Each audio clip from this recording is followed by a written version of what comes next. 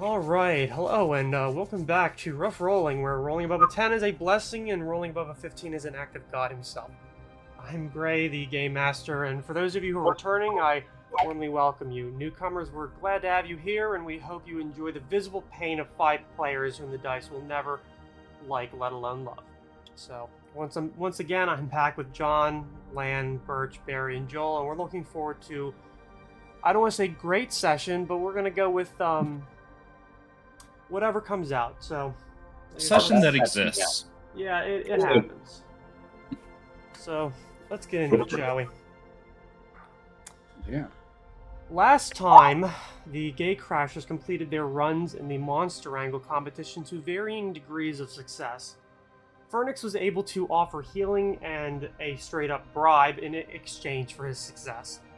Daxius relied upon his stealth and spellcraft, Vic used guile and stealth, and Gura used patience and trickery to overcome his challenge.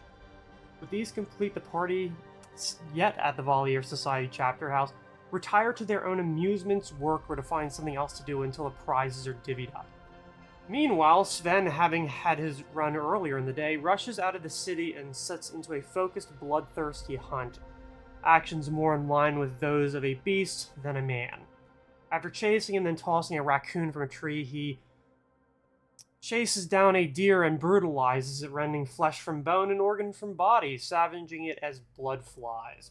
His rampage through the woods, however, attracts the attention of nearby hunters who rush to investigate.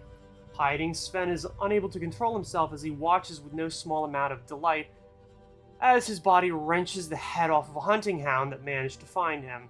The animal's dying squeal alerts the hunters, and he rushes, throwing down spike growth to buy time. One of the hunters steps into it and, considering the actions taken, concludes that it was an evil fae that committed these acts. However, before Sven can settle in and murder said hunters to say whatever dark, twisted lusts for pumping blood courses through his mind, the spirit of the snow returns, calling him a toy she wishes to play with, and leads him on a merry chase through the woods, using her ability to move as if by dimension door. When it seems like he'll get his ravenous claws upon her, the spirit jumps, opening a large portal and sending him tumbling into a snowy landscape. There she tells him that she can smell all of them and that they have a scent lingering on them from certain things they've interacted with during their travels. Worse is that she isn't the only one who can smell them. When asked how to get rid of it, she says one can't. They need to simply stop rolling around in its source. Sven asks no further questions, and when something startles the spirit, she sends him back. Now sane once more, Sven walks back towards the city. He passes a small hamlet and finds where the hunters live, with one telling his neighbors about what happened and crying about evil fairies. Their neighbors are incredulous at best.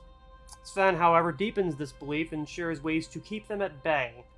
He then invites the man, whose name isn't given, and the dog's erstwhile owner, Tristan, to see him at the Lion and Lady if they need to know more. He then returns to Innsburg, passing Vic on the way.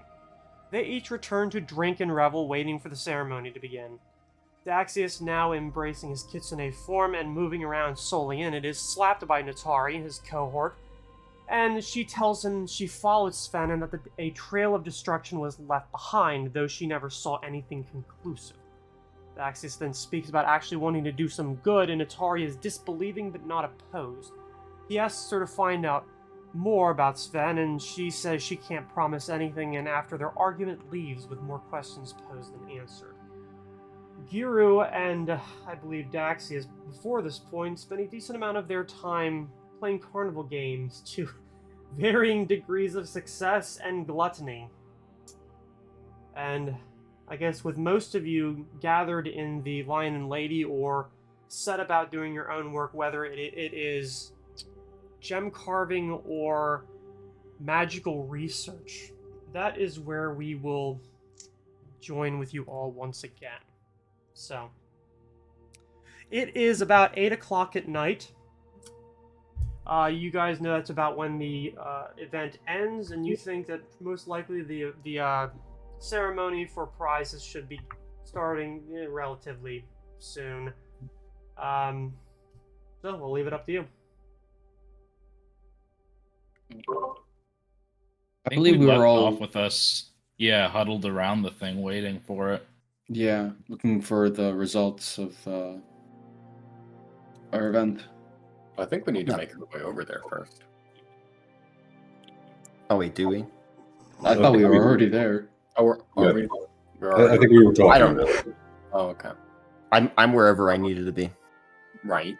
but I'm assembling a brass kettle. Yeah, we were all at the tavern, and once it hit about the time for the things to conclude, we began heading over that direction as we were talking. Alright, cool. The crowd at the chapter house is definitely a little bit larger now. A, it's already in the evening, and B, it's during the festival, but C, because of the event, there's definitely a lot more people packed in here. You guys watched a decent amount of the runs that happened, and when it came to like people who were actually mercenaries, there weren't nearly as many, but there were a pretty decent chunk of average folk that had a run. Some of them more serious than others. You guys definitely can understand, like, those who put like their kids in aren't really, they're not competing for anything, they're just giving their kid like something to experience. And those that did actually go for it seem to be a little more obvious about it. You're gonna have a little bit of time before Talia and Jean-Luc eventually emerge from the library, now reconstituted into what it was intended to be. So if there's any conversation or anything like that you want to take care of, you'll most likely be standing near the bar. There's not going to be any sitting room in this entire building, which is saying something because it's rather big. Okay. So, it's about maybe 8:15, 8:20, somewhere around there, when the two of them, at least the two judges that you're aware of, emerge, and they go up onto like a kind of a table that they set up as a platform with some items that you've noticed were stacked up behind it, and they call the attention to themselves. They actually start off with the kind of the mundane people. The first prize award... Actually, no, I guess we're going to start with third prize. The third prize goes actually to the butcher's boy, who, while you guys probably didn't think he did a fantastic job, when it comes to mundane folk, he actually did do poorly. His reward was 15 gold and a Valier Society necklace, which allows the wearer to always know which way is north. The second person to go up appears to be... Well, I guess it's hard to tell, but he's definitely dressed in a way that is much more rugged. Possibly a woodsman or a hunter. His run went relatively smoothly. He kind of used similar skills to what you guys did, just not to the same lethal effect, I suppose. His prize is 25 gold and a Valier Society ring, which, when dropped into any liquid, purifies it of any disease. Pretty good for somebody living a more common life. Mm-hmm. And the first prize actually goes to a woman. Her run, I actually think, might have been after you guys had already did all of your runs and went off to do, well, half of you mostly playing carnival games, others doing work, and others still simply just not back in the city yet. She's dressed in a way that might indicate she could be like maybe a city guard or something like that. Not in armor, but much more masculine, and she is armed. She gets a badge, a cape, which they just called a hero's cape, and a Valier Society magical compass. The last thing that they give is an invitation to intern for a week with a society member, and either 200 gold or a sleeves of many garments. Definitely a decent amount of applause for her, because she holds up a lot of it and really plays to the crowd, you know, like some real WWE stuff.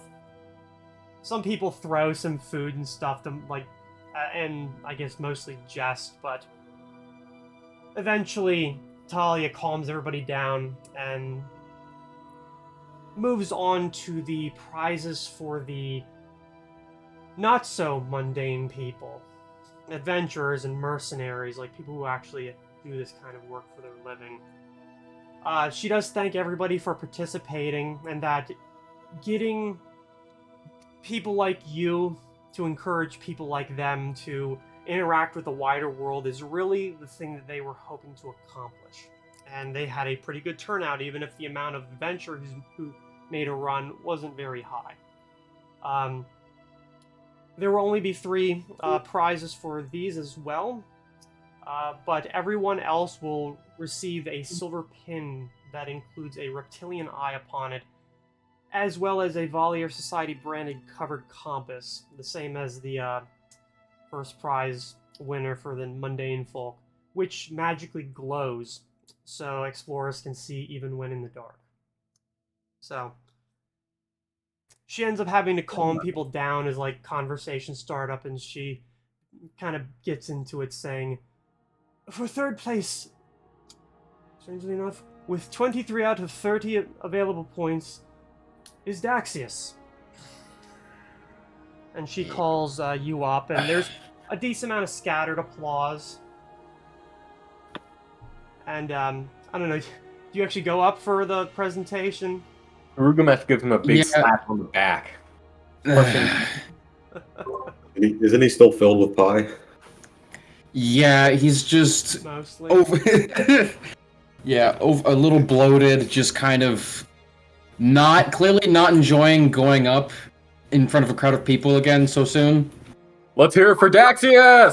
Let's go! Somebody get him some pie. Clap. Oh, man.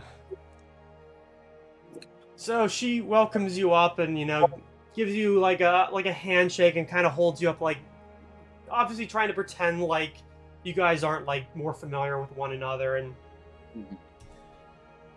she then presents you with what appears at first to be a relatively average-looking bag, maybe about yay big.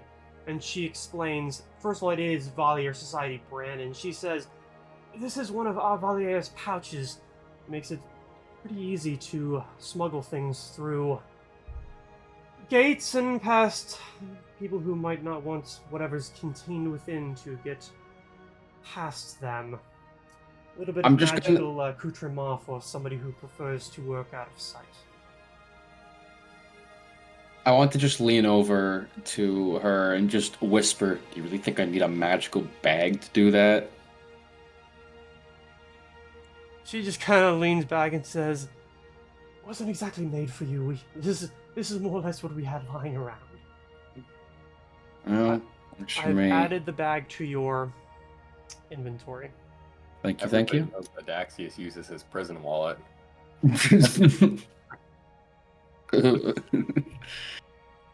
As soon as I take it, I give like a little bow to the crowd, and then I briskly get off the stage as fast as I can.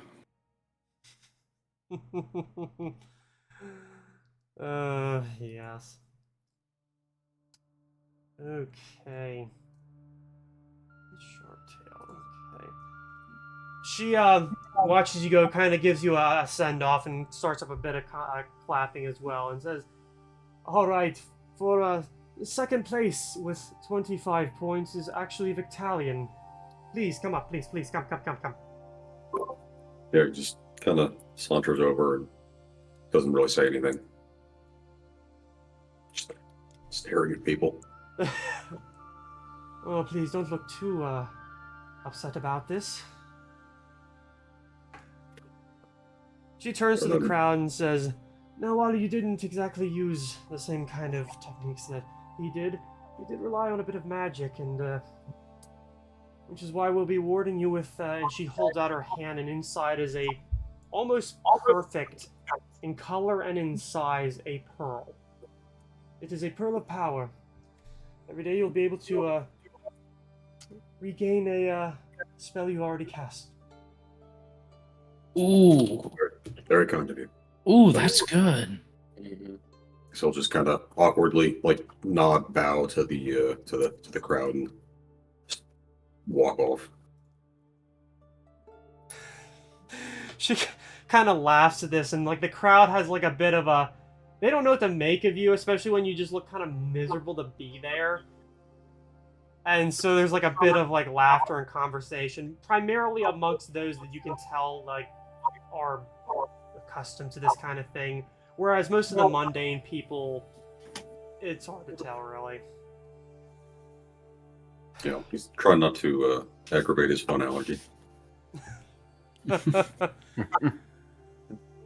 She watches you go, kind of plays up again the claps and the applause and the adulation, that kind of stuff, and takes the time to look around the crowd to make sure everyone is here, and says, and finally, with out of a possible 30 points, earning 28, and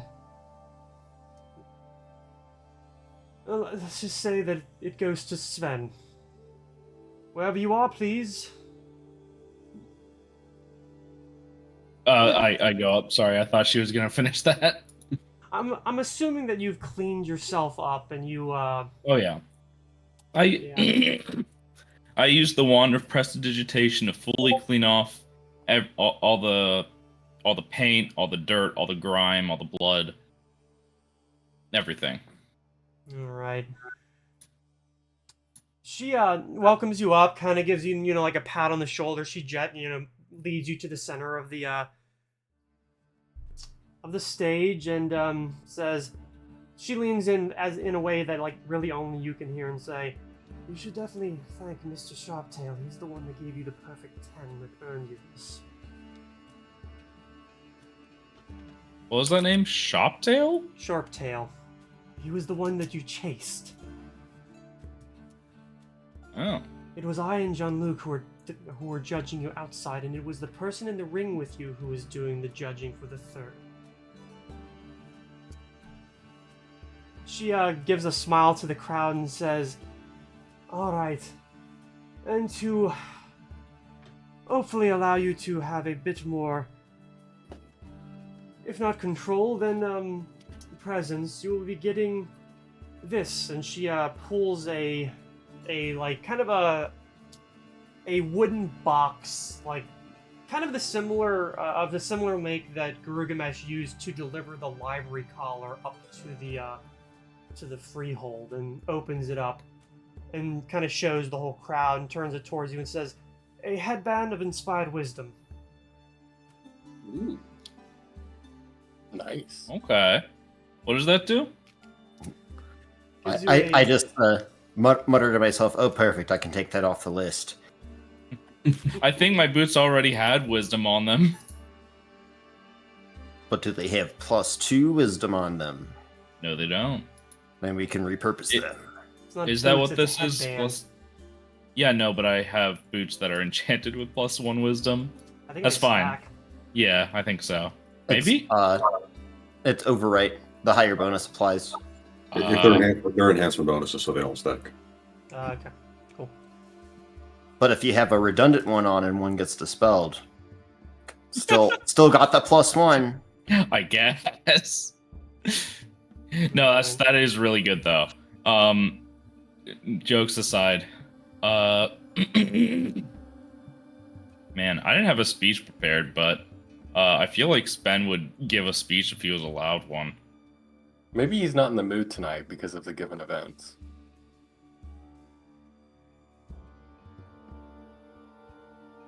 Does this seem like a time to give a speech? Well, you have a massive crowd, all of whom at present are paying attention to you, both, average folk and those who would be considered your peers. Ooh. Go for it. I'm gonna give an Oscars speech where I'm essentially just like saying, I'd like to thank my mom and the Voliere Society. You guys are great. I'd like to thank Austin. I'll give some kind of generic speech where I'm like, life is about chasing down your goals. Chase after yours, get you guys. Something like that. Give me a performance on that. I was going to say well said, but I guess sure. that's true. Nice. Yeah, Oh, You think it comes out pretty well, even if it's off the cuff. Yeah. Not my best work, but it works. Yes, rolls an 8 and still gets a 24. Alright. She lets you depart on your own terms and turns to the crowd, thanks everybody for, showing up for such a thing, and that it's events like these that keeps the organization going, because without people like you, both those of you who are part of the society and those who might yet one day be part of it, without you guys, it's kind of difficult to keep the wheels moving and the clockwork turning over.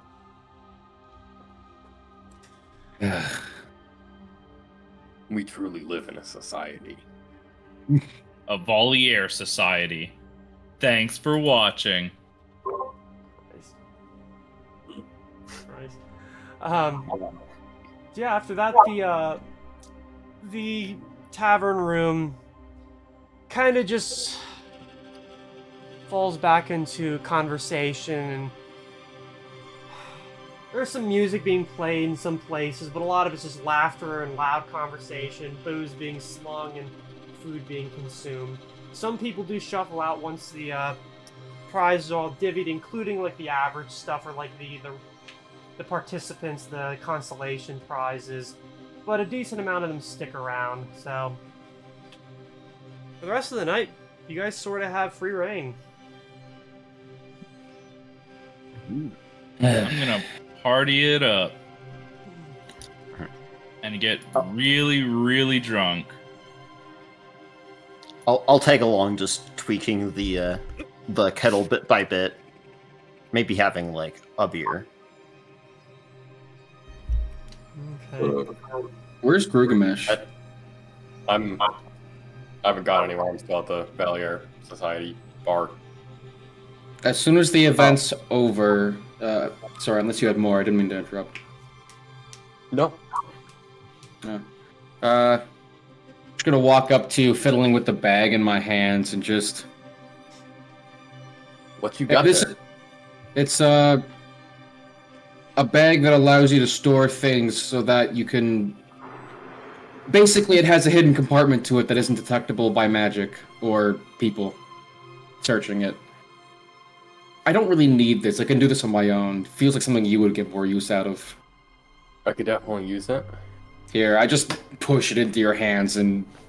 Yeah. Thank you. I'm gonna check it to see if there's anything that was given to me in the compartments. Well, there wasn't anything from the society. I sent it to you. Society Scion Pouch. That's a cool name. If I want that back, I expect it back without any questions. Let's see if you can find it on my person. Just tap my nose and walk off with another word. I have the sudden urge for a cigarette. God damn it.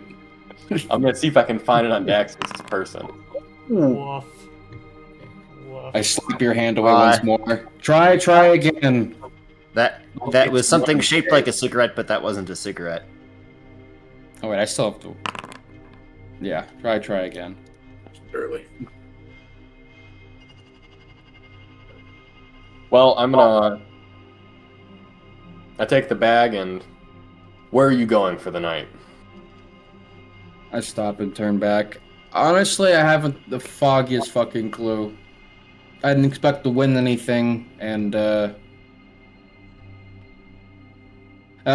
don't know.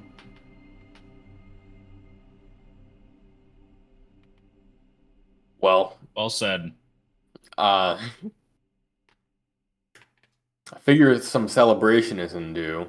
Maybe we could see where Sven's celebrating. Sure? The camera pans and he's sitting right next to you. So we've all been at the same table listening to the conversation. I was hoping you would notice. Oh, Jesus. You all suddenly stealthier than I am. Where'd you all show up from? We've been sitting here for the last few minutes. I am out of it. Holy fuck. So how much did you eat that today? Seems that you're not feeling so well. No, let's just say my body's not used to attempting to digest this much pie. What kind of Hey, pie you- was it? You lot are eating pies. Yeah, it was a competition. Was he good pie? He thought he could take on the iron stomach. I couldn't. Oh, what was I thinking? Going against the all-famous Iron Stomach. Yes, is that in the game you gave yourself, or was that one that you earned? It's something he made up now. Fair enough. Sounds made up. While we're here, hopefully, Phoenix, I believe this girl might be more used to you. Oh. Pass it over. Yes, I believe it's something for those who have to focus and prepare their spell beforehand, and it's not something that I can use. Very nice. Actually, there was something I was thinking. Well, it might be a bit more useful if I can do it again. So sure. And what Thank might you. that be? Oh, I've been getting into numerology, so to speak. This is a first level, right? Real power. Yeah. Yes, as it turns out, there's a 5% chance of just about anything happening.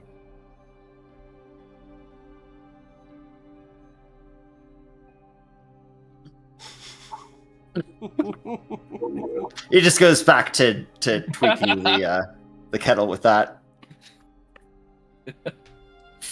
So, What does 5% mean? It's very relative.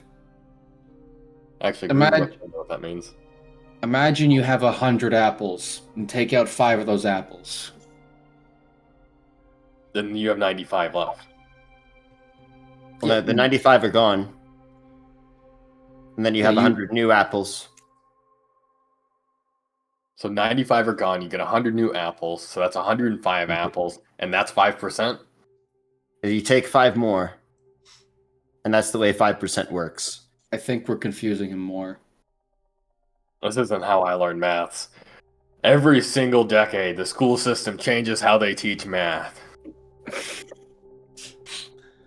I didn't realize you went to school.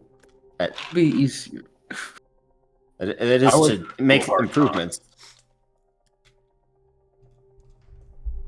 Well, in case I don't mean to dampen the spirits of the night, but I believe we were speaking about investigating that those ruins underneath the city. Ah, yes. The Gauntlet? Yeah. Yes. Is that something Yes. we're still comfortable with? I'd prefer waiting until I'm not about to explode. I don't mean tonight, necessarily, but in the morning. Tomorrow. Right. I was thinking as much. So I should be able to get this finished before we would be making a late day of it. What is that you're working on? It's a item of my own devising. It's meant to emulate the abilities of close personal. My uncle showed me this. Although the way that you would do it if you were an alchemist is quite disgusting. And what might have Unky Fernix have taught you? He doesn't share my name, but he it's a sort of concoction that is magic induced, where you can chug it and then chug a different potion and then spit the potion back in, and it's still good as new. I've never really believed that alchemy is any sort of magic. It's just mixing I've done that ingredients once. together and hoping something happens. Well, there's mundane and magical alchemy. It's very easy to confuse them. Although it's a lot of the same shit, honestly. I do But have yes. an affinity for stained glass, so maybe the alchemists weren't so bad. I do appreciate everyone's liking of my coffee, and this should be able to make coffee or tea infused with a potion. Now you're talking. Thank Mhm. God, because that coffee is half the reason I can get through these days sometimes. Yes. I think I'm going to probably see if there's a potion of haste up on the market tomorrow as well, and well, we'll just test it out with that, shall we? Potion of haste and coffee. Mhm. That sounds like Did my you? heart will explode. Yeah. Heart attack in a cup. You could sell those. Mhm. Open a brewing stand. Might be a good way to make a quick few coin. We could do something with the house. We have to give it a proper name though, like a Starbucks or something. Ooh, I I think like it's pretty that. original. Seems that every day you all are coming up with new ideas regarding acquiring money. The arena's coming up. Maybe you could sell them to the fighters. What can I say? I've worked a lot of odd jobs. Fair enough. $20 is $20.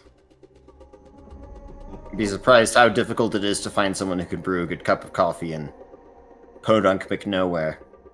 Well, honestly, I hadn't heard of this stuff until I met you. Fair enough. Though I couldn't say that I spent much time in cities. You know, I've had coffee before in my life, and let me tell you, the stuff you make, Fernix, tops even that of the best brewers I've had access to. Well, it'd That's come with a lot actually- of practice. Fernix is very good, but I'm sorry to tell you, Fernix, but there are people who dedicate their entire lives to making this stuff. Very snobby, but he's very good. We Yeah, don't and even them are shit compared to Fernix. Fernix's coffee is the best coffee I've ever tasted. All right. You know Well, what? now Sure. now I'm getting uncomfortable with the praise. But yes, it would be something that would be good to look into. Perhaps make some sort of an automated coffee pot? I don't know. How would you even do that? I would have to know what the hell I'm doing first. It's apparently very easy to fuck up espresso. Espresso? See, I don't even know how to say Oh, it. you said it right the first time. Well, doesn't an espresso, is that the... Oh, I'm thinking of a different machine that pushes the grains through like a press. Right. We could design a combustion engine to go on the back of the press to drive it. I've worked with very much combustion outside of the occasional alchemist fire.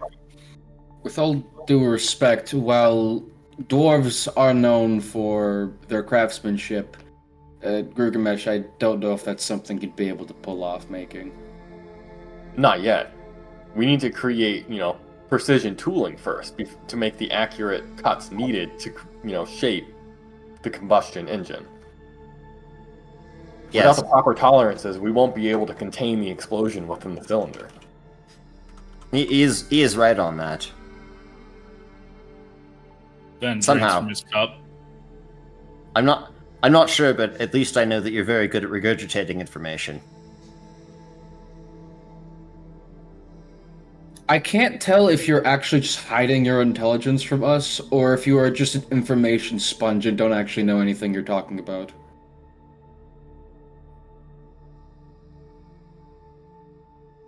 I shall confirm. And he doesn't. deny. He does have a very interesting range of knowledge. On that note, why not a toast tomorrow? I think it would be in good faith anyway. Sure. 3 cheers to not dying. Yes. 3 cheers.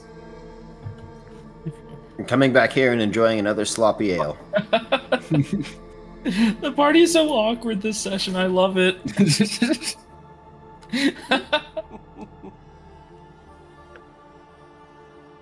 How much time are we planning on spending in the bar? You could just call it. I wasn't trying to can call the rush bar? through it.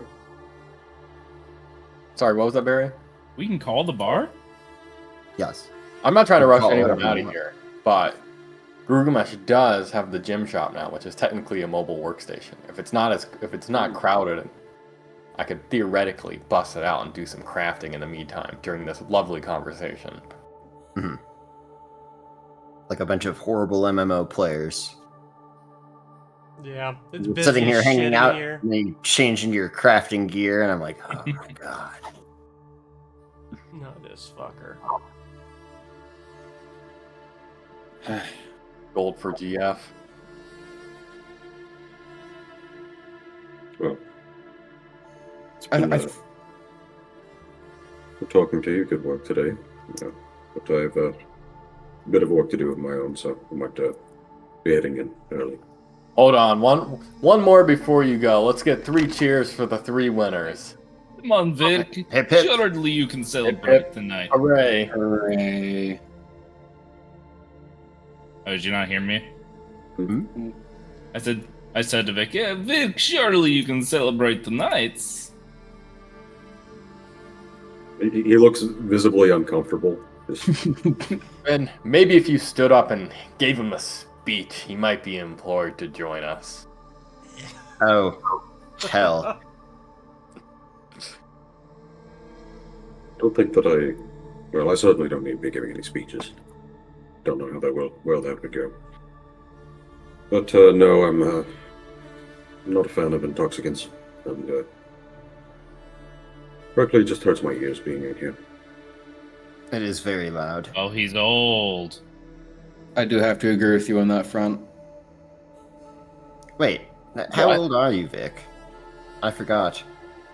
Somewhere in the 40s, I believe. He is older than me.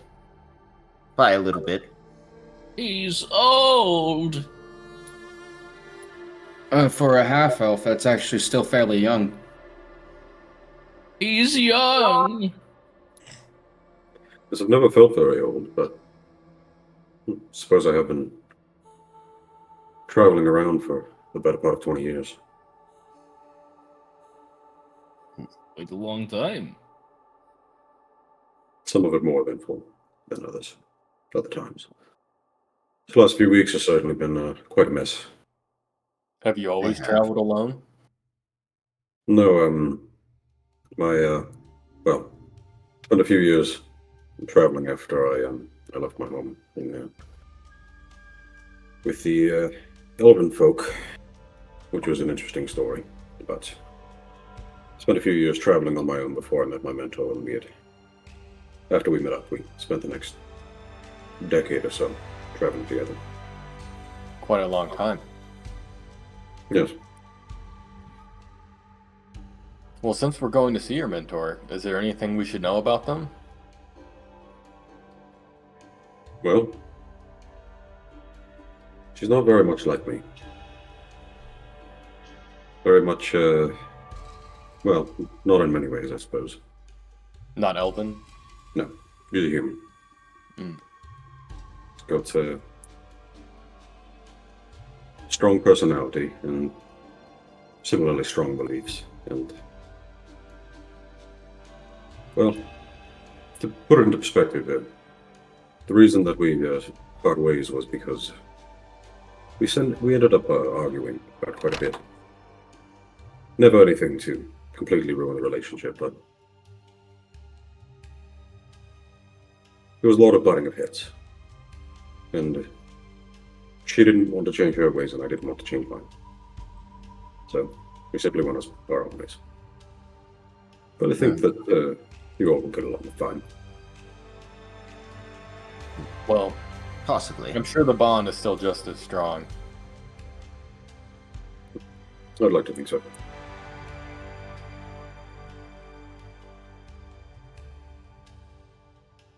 That mother's can be overbearing. Oh. Are you sure you won't be having a drink with us? Even just one? Well, Let the man be. If Vic's heading out, I think now might be a good time for me as well. Yes. No need for everyone to get plastered and then force me to clean it up in the morning. We are I'll look running. We we are running a dungeon tomorrow. And I think Daxius is already in bad enough condition. Yes, he might need to. I think he probably should have gone to sleep a few hours ago. Most likely. I looked at Daxius, hopefully. I'm gonna sleep. I'm gonna stay up a little longer. I pat him on the back. But not here for too much longer. I actually want to get some painting in before the night's up. Oh, did you need me to stay then? For what? It's a little nippy out. Do you think we might want to wait until a warmer night? I'm covered in fur. I'm fine. I was talking about me. I know I'm hairy, but I'm not that hairy. You have a giant beard. I think implying that he would be posing in the nude for your paintings. Yeah. No. If you want something like that done, you can contact Natari. They love doing portraits like that. I, however, prefer things that are more artistic. Don't tell me not you only autistic. paint landscapes. And I think that's where I'm going to take my leave. I can have you paint a manscape. Nope, I'm not talking about Turn the that. camera. Whew. He's spicy once he gets one in him. We stand up. I'm going to bid you all adieu for the night. Likewise. You have a good rest of the rest. I will try. You as well. I'm gonna You return to just my work room on- in the chapter house, since it's right here. No fun. Not at all.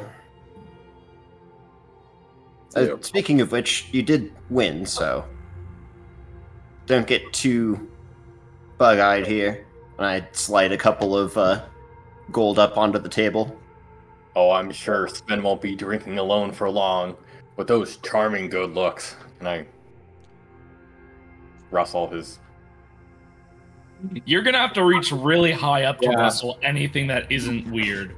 Yeah, I was gonna say, like, I was gonna, like, you know, just rustle the chin around like you would a like a cat or a dog, but I don't think Arugumesh is big enough to do that. I don't think he is either. Hold on, I got this. Scratch just above his tail, and Sven's like, ah. I'm gonna make a jump check. Yeah. Yeah, I rolled acrobatics to do it, but somehow I don't think a 7 gets me there. Just shy of being able to do a 2-foot straight jump. Yeah. You end up slapping him in the back of the neck or something like that. Unless he's sitting down, in which case, then you could probably. Is that probably enticing pet him rage then. at us, Sven? No. You know, since you're a cold-blooded killing machine now, I mean, Grugemesh doesn't know it, but, you know. That's Gorgamish saying it. No, that was me asking. Anyways, whatever. No. Yes. I return to my room. Yeah, I Right. think Yeah. Vic's gonna Awesome. I'll- spend Yeah. a couple hours working on that spell retraining thing, and then go to bed.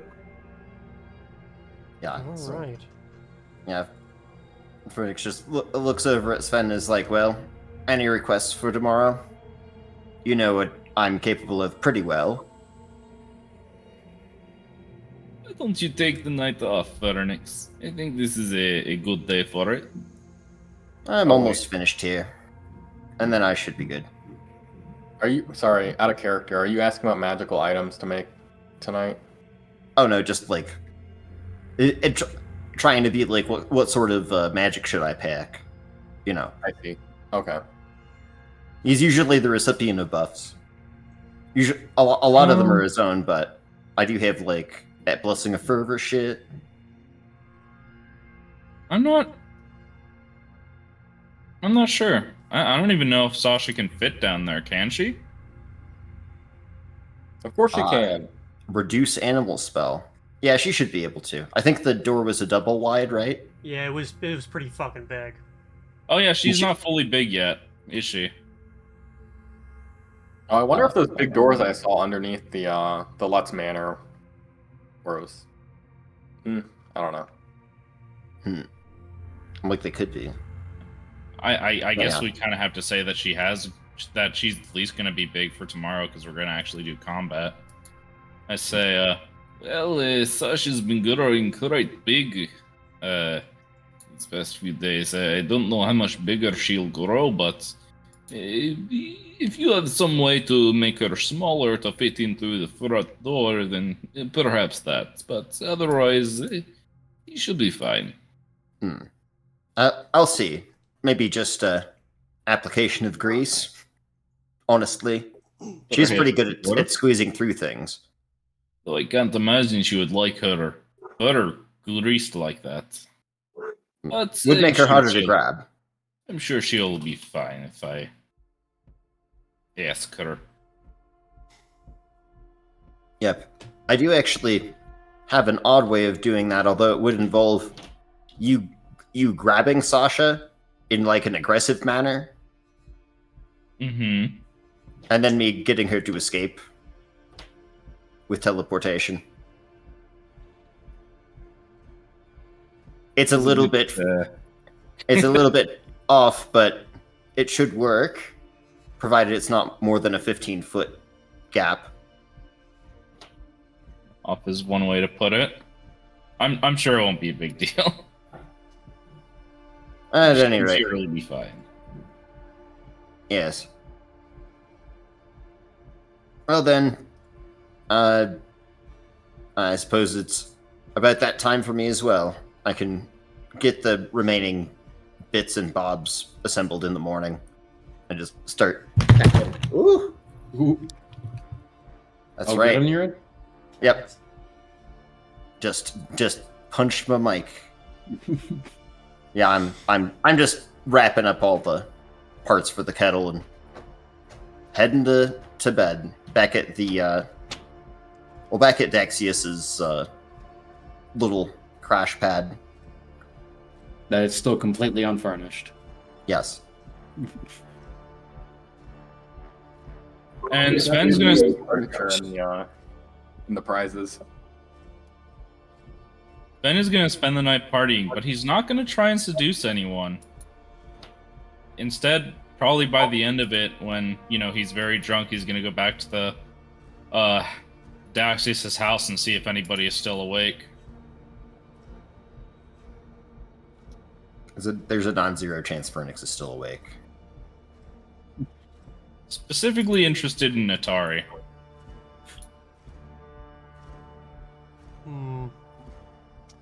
If she's not awake, that's fine. That'll be up to Daxius. Well, honestly, Natari is a fairly late night person. I don't know how we're handling Natari though. Now that we're in the this new format, You can still roleplay her. well, last time Gray roleplayed there. Well, Yeah, that's but because that's I don't want you really- talking to yourself. That's fair. Yes. That would be fucking weird and also annoying. But also very funny. Sock puppet. Yeah, just I found it really entertaining when you like switch back and forth through like 4 voices while going through like all of your little minions. That would, if I could just listen to an extended conversation of that, even with just 2 different voices. So you want me to go clinically insane? Mm-hmm. Hell yeah. But yeah, Natari's probably up still. Okay. I think Sven's too drunk to really do very much other than just be like,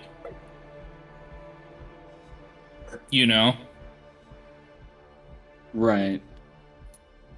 I don't know if we have to be PG on this stream. we say fuck like every other sentence. Well, fuck. True. Sven with his heart of a bard, yes or no? Let's move fast. This is awkward. You need to go into more detail. I think I we would really like to see this role played out. This is one of the things we were talking about. the Right? people tune in the streams for is to listen to other people's erotic roleplay. Yeah, exactly. Mhm. Oh god. No, whatever you ask of Natari, she'll probably say yes. Okay. Damn. She probably looks rather uncomfortable during a decent amount of it. I would say, like, you make a first pass, and there's, like, this, like, pause that is, like, I don't know if I want to do this, but you're probably way too drunk to notice that. I mostly just think it's interesting considering all the stuff with Natari having watched Sven yesterday and it being like, did he do something? And Yeah, she's aware. I think it's interesting drama. I would say that eventually she agrees to it, but she's probably had a few in her, and, I don't know, it's like, well, I did promise Daxis that I would try to find out things, and then it's like using that as a justification, even though the both of you are pretty drunk, and there is no way in hell any conversation is happening. Okay. And we wake up the next morning. They're just sitting there exchanging ideas like Sims. Except neither of them know what either one's idea is. So I will remind you that hardwood is all you have at your disposal, so have fun with that. I have sleeping bag. Ben sleeps on the floor at inns, like, regularly. He has a sleeping bag, but... He's a cat, so his skeleton is like rubber anyway. And he sleeps with it all balled up into a fucking knot, and gets up in the morning. Everything's fine. Bastard. If there's something else with Natari though, on a less awkward note, Daxis is going to go paint something. Let's hear it. Naked Natari. Basically, he's going to climb to somewhere isolated from everyone else and just make a portrait of the city from his perspective on top of like a building or something. Okay. At night, so he can't see shit. It's just a black canvas. Do we have a specific style in mind? No. Wow. Not Damn. art. You have total freedom to try my whatever style. comes out. Stick figures. The painting is, I mean, he's familiar with the city, so he kind of knows what it looks like. He's had a few attempts at this painting before, and he paints like a sort of in the middle of like a sunset kind of atmosphere, and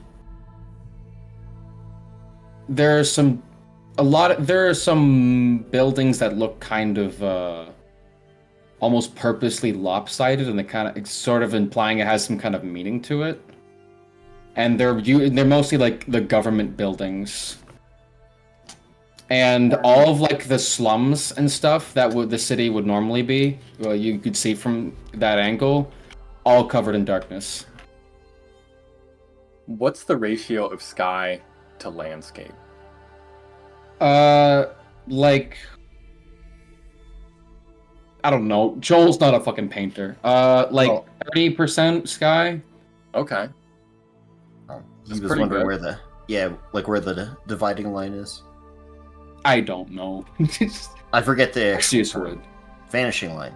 Well, certain art styles Vanishing point. proportion that differently. Assuming you, it sounds like you're drawing with perspective and not doing some sort of wild abstract shit. Yeah. I thought it would be cool to have like a bird's eye view down onto it. This is your painting. I'm not going into this. No, it's more of like a from what he could see from where he's standing, and it's like picturing from like the perspective of someone standing on a roof. Like it's sort of more of a sort of trying to convey the feelings as best it can that there's something wrong with the city around him. There's something wrong with the painting the longer you look at it. Like things just look weird. But like looking at it just like first impressions, like, oh yeah, that's just painting of the city. Ah, nice. Surrealist.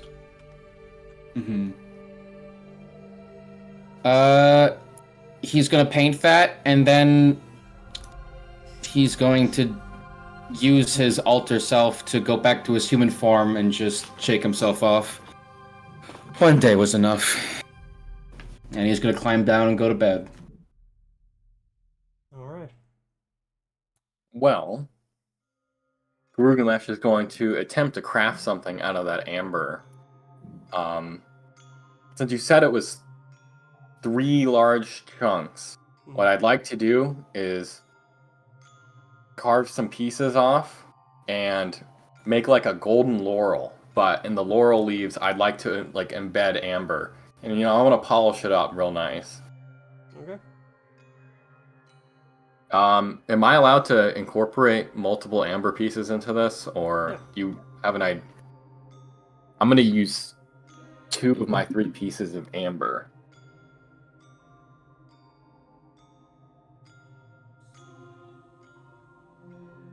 And I get a +2. And alright. You think it comes out relatively okay, but one of those situations like you've been up since what, 8 in the morning? Mm-hmm.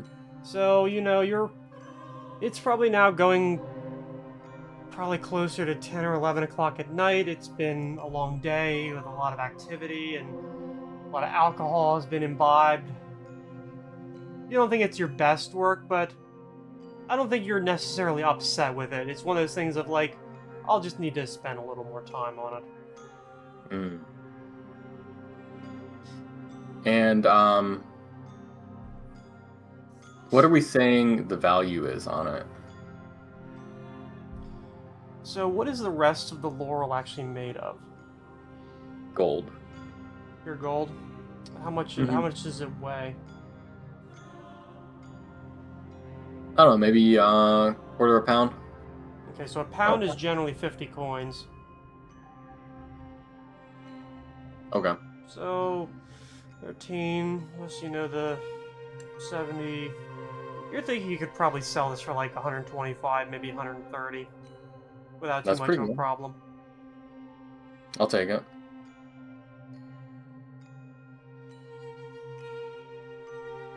It's oh, never mind. Okay. Thank you.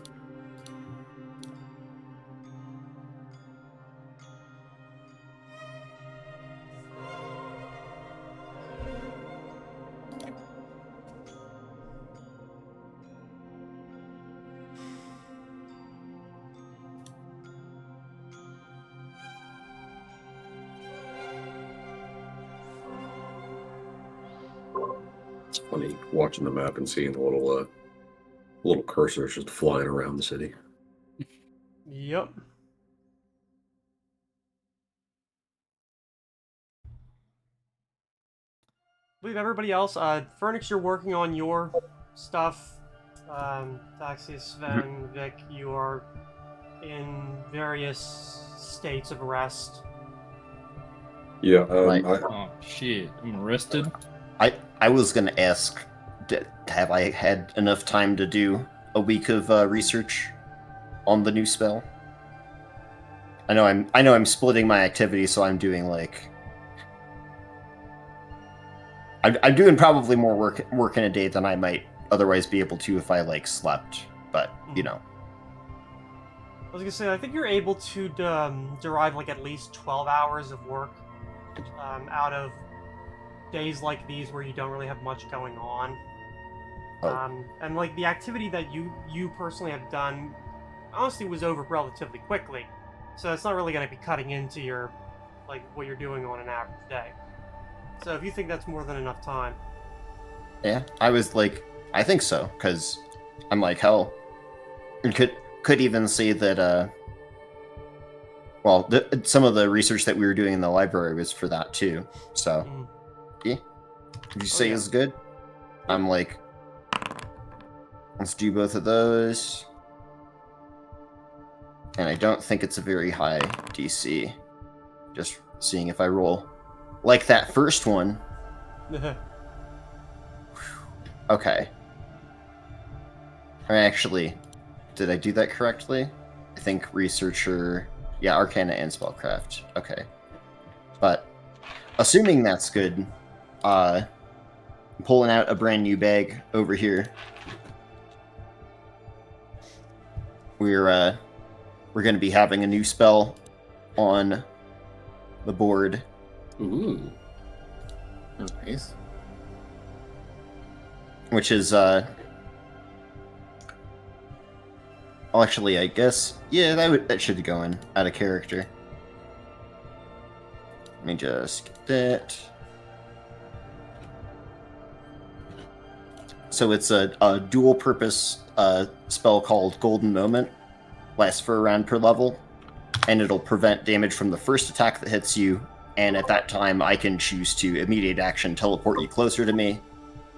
If you end up adjacent to me, I can reposition you to another space around me. Oh shit.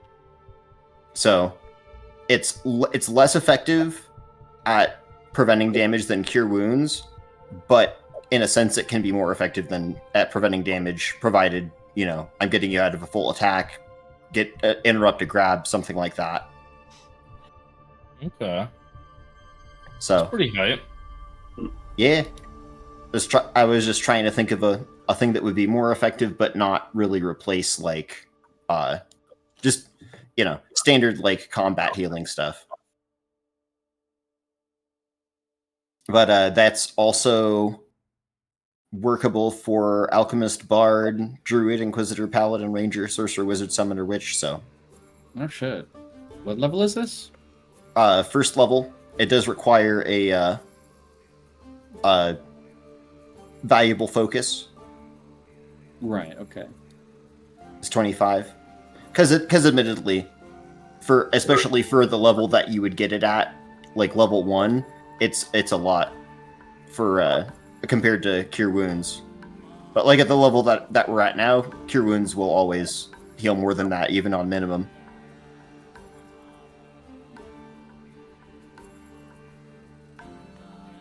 Cure Light Wounds, anyway.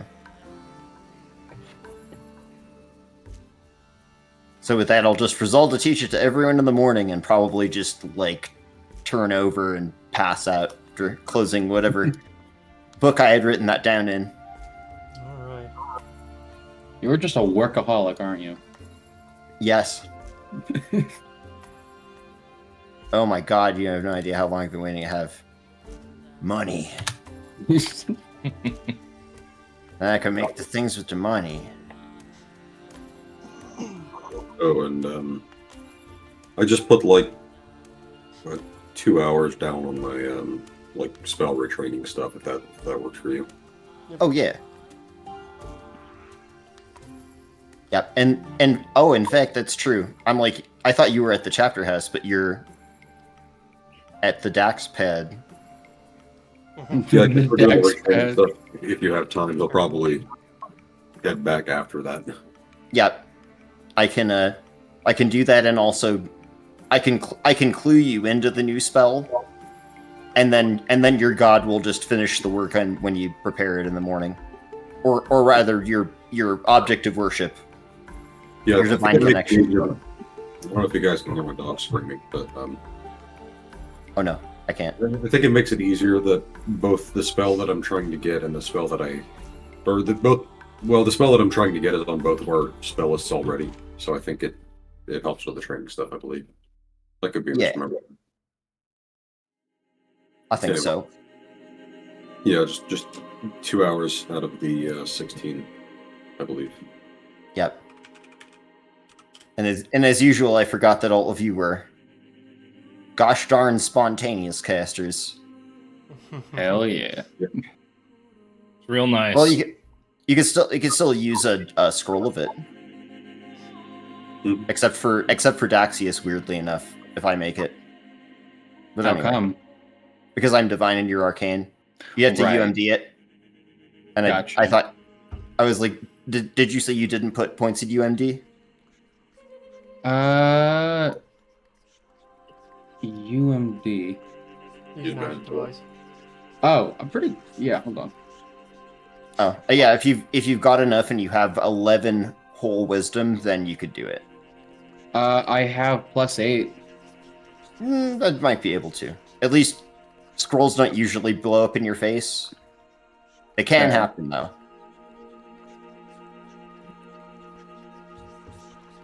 Well, I plan to. I'll sink some more points into that next time we level up, but I've mostly been focusing on leveling my knowledge skills. Okay.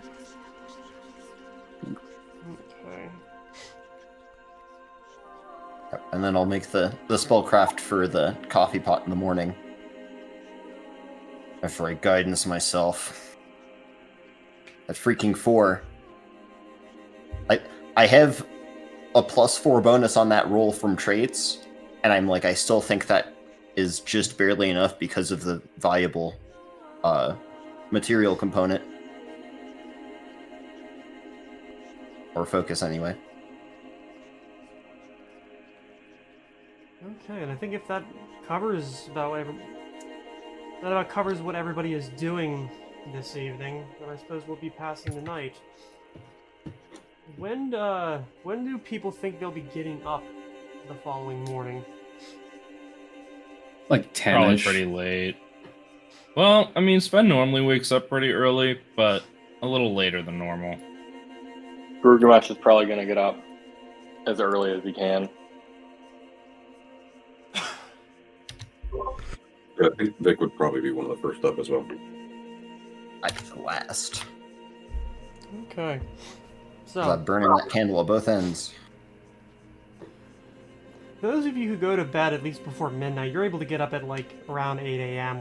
and feel, at least in the magical world where sleeping 8 hours is not only possible, but actually guarantees that you wake up feeling rested. Okay.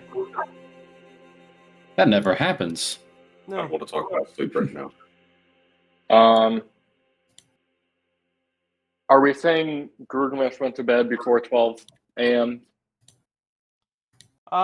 When did you... So, like, okay, so right after the awards is when you left to go do your work, right? Right.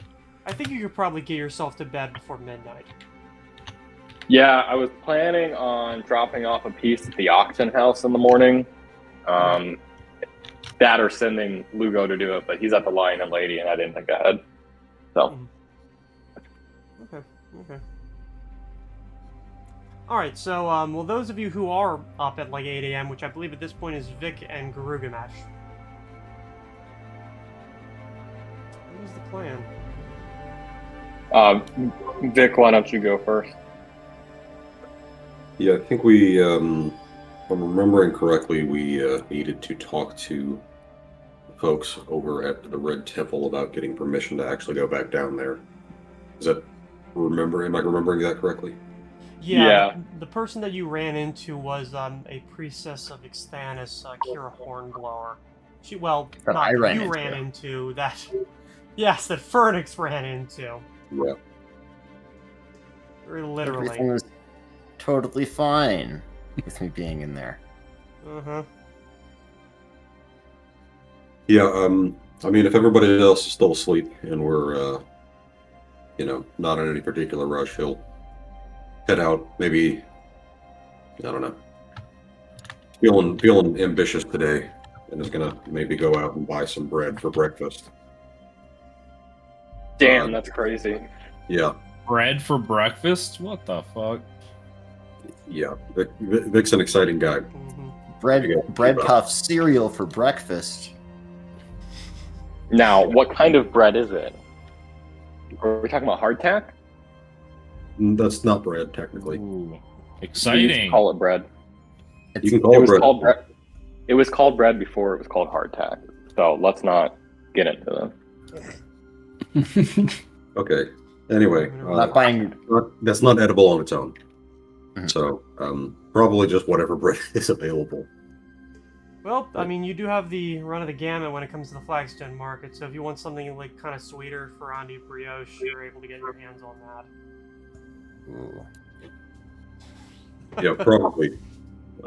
I don't think it really matters. No, not really. Just imagine you being so fucking bland that you're like, sweet, fuck that. No, I want the blandest goddamn wheat bread you got. Yeah, I feel like If I had to make a guess, Vic is probably somewhere between only being able to taste things that are too spicy for most people to eat, and also eating basically just like unsalted, just bread with unsalted butter. So, very weird Meal diet. of kings. Yeah. He's part elf, so he doesn't eat that much anyway. So just stop there and then saunter over to the Red Temple whenever everybody's there. No particular rush. Okay. If you don't want to role play it, we can just say I dropped off the topaz ring with an estimated value of 1,600 gold. Okay, sure. I'll come back for it at the end of the day or whenever. Yep. We'll be doing a roll more or less to determine how well that goes. I'm also going to spread rumors while I'm here because everyone should know my name by now. Hmm. And if we don't want to role play it, Sven just comes into like 1,000,000 gold. Right. Yeah. I mean, if we don't want to roleplay it, we just complete the dungeon like perfectly successfully. Yeah. All right, I'm Yeah. trying to save everyone's time, but you know what? Now I do want to roleplay it. 'Cause I know how interesting the commerce section of my character is. So you know what? Let's roleplay it. Gray, I'm at the auction house. What's the deal? No. What have I done? It's not overly busy. It's obviously early. You're able to drop off the ring. It takes them a little bit of time to because obviously you can tell them like what you're looking for, and you can set a reserve price, but they're gonna be like, okay, how much do we think it's going to be worth? Okay. I'd say the reserve price of 800 gold. I'm expecting it to go for 1,600 or more. But I do want it to sell. You just want it to sell. Okay.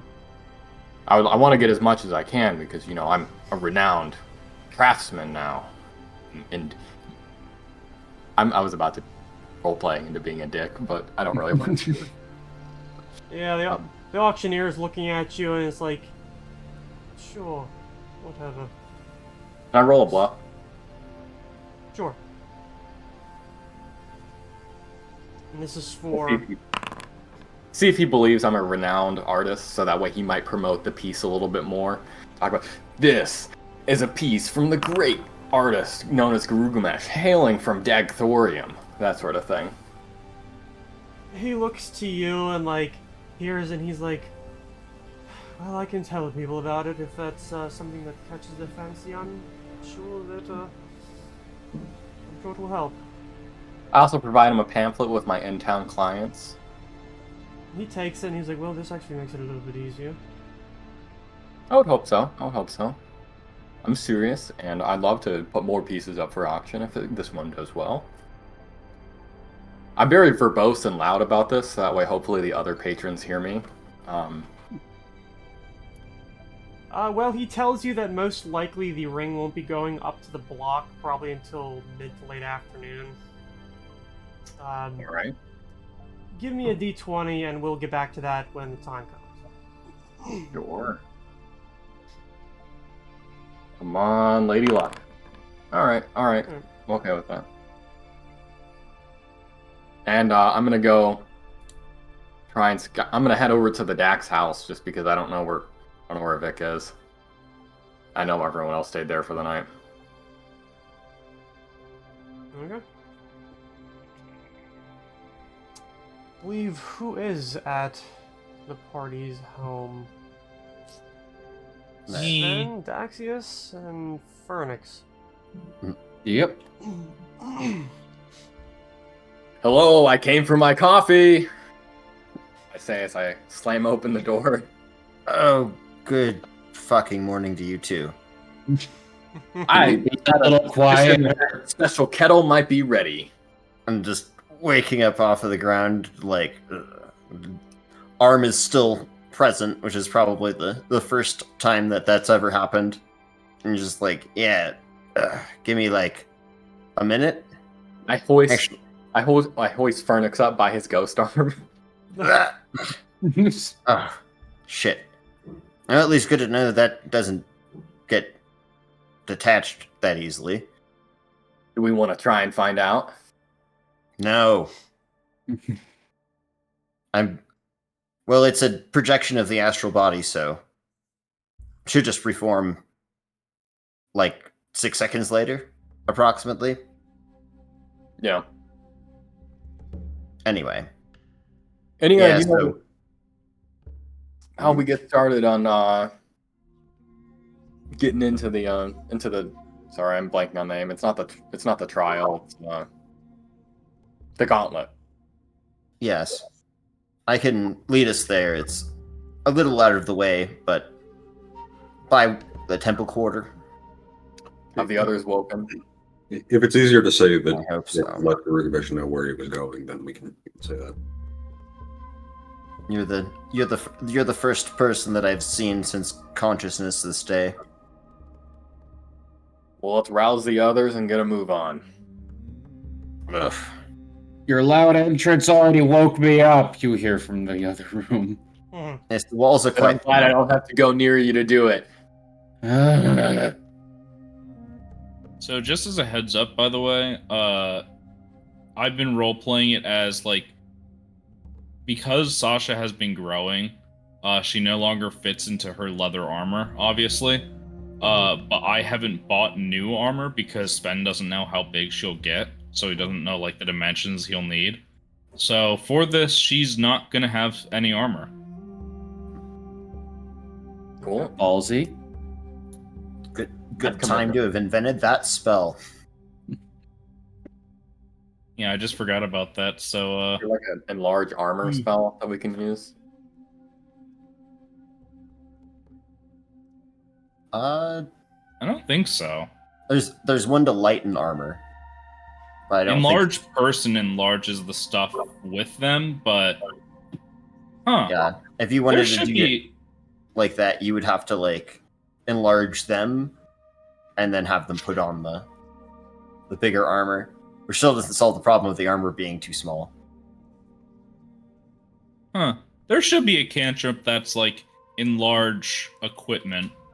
Yeah, Because I'm like enlarge person is a first level. yeah, I think even like reduce animal is like a 3rd or 4th level druid spell for whatever reason. And Druish. Or druish. And I did want to ask as well, Gray. It's got like 26 gold left on crafting it. How long does it take the coffee pot to get finished? Maybe like an hour. Okay. So I'll just assume that, like, I, like, pour some kind of, like, grease on it, and I'm just, like, as the first mortals stole the magic of flame from the gods, and it just sort of, like, burns up really rapidly around it. The coffee pot just sort of, like, twists itself together. And I'm like, okay, now I need to let it sit for, like, the rest of the hour. So he just pulls out the alchemy set and brews coffee in that instead.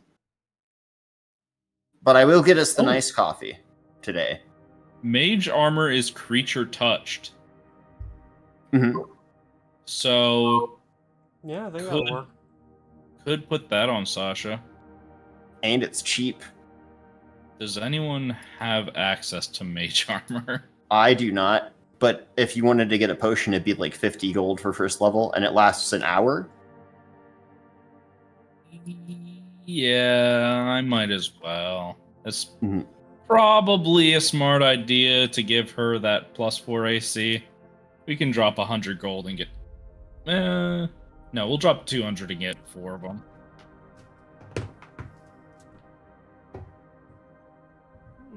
Okay. Oh, I didn't assign an action.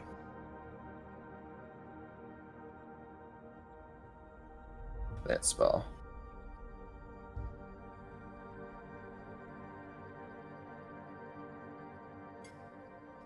Man, it might genuinely be cheaper to get a magic item for Sasha that has mage armor as a permanent effect. Because her studded leather only gives +3, and mage armor gives +4. So, like, that might not be a bad idea. Like a collar or something with that. Yeah. Okay.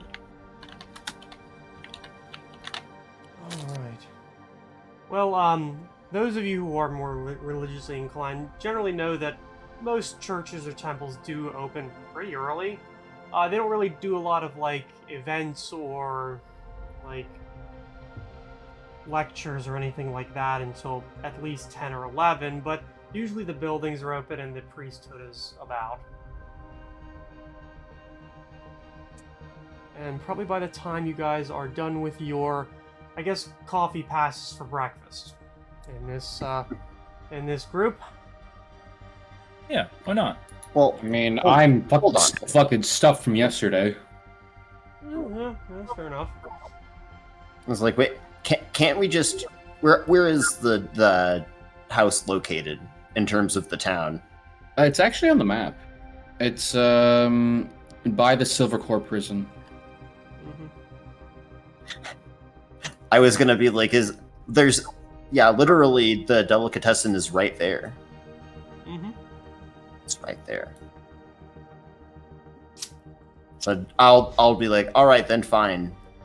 As long as I can bring this thing with me and not drop it, I suppose. And I wrap the kettle back up in the canvas or whatever I've been using. Ooh. Mhm. Ghost of the mic. Yeah, I wish I my just came camera would back to the stop screen and doing saw that. ghost of my head. Mhm. Yeah, that's another one. I'm not sure, but yeah. So I'm just like, all right, fine. I'll pay for that too. Bunch of children, honestly.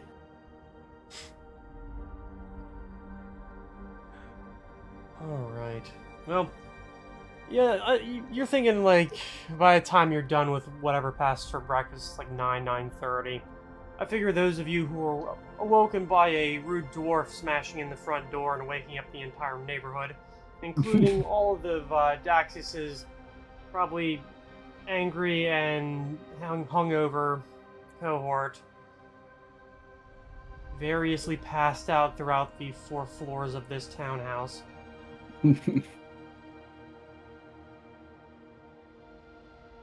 Yeah, I'm not gonna be bringing my followers along with this. We'll be bringing Atari though. Gaxius, there's probably plenty of traps that lay ahead. If we just had a single file line of, maybe a buffer of 6 or 7 people in front of, like the crew, like the main party, the people we care about. I feel like that might be... Yeah? Are you implying I use the people I've been traveling with the last year as cannon fodder? No, I'm saying, it would really hone their abilities and put them up to the test if they were, exposed to those kind of, elements first. Trust me, most of them would die in the first room. Where we're going is not for them. I might bring one, other than Atari, but... No, I wouldn't bring any of them. Yeah.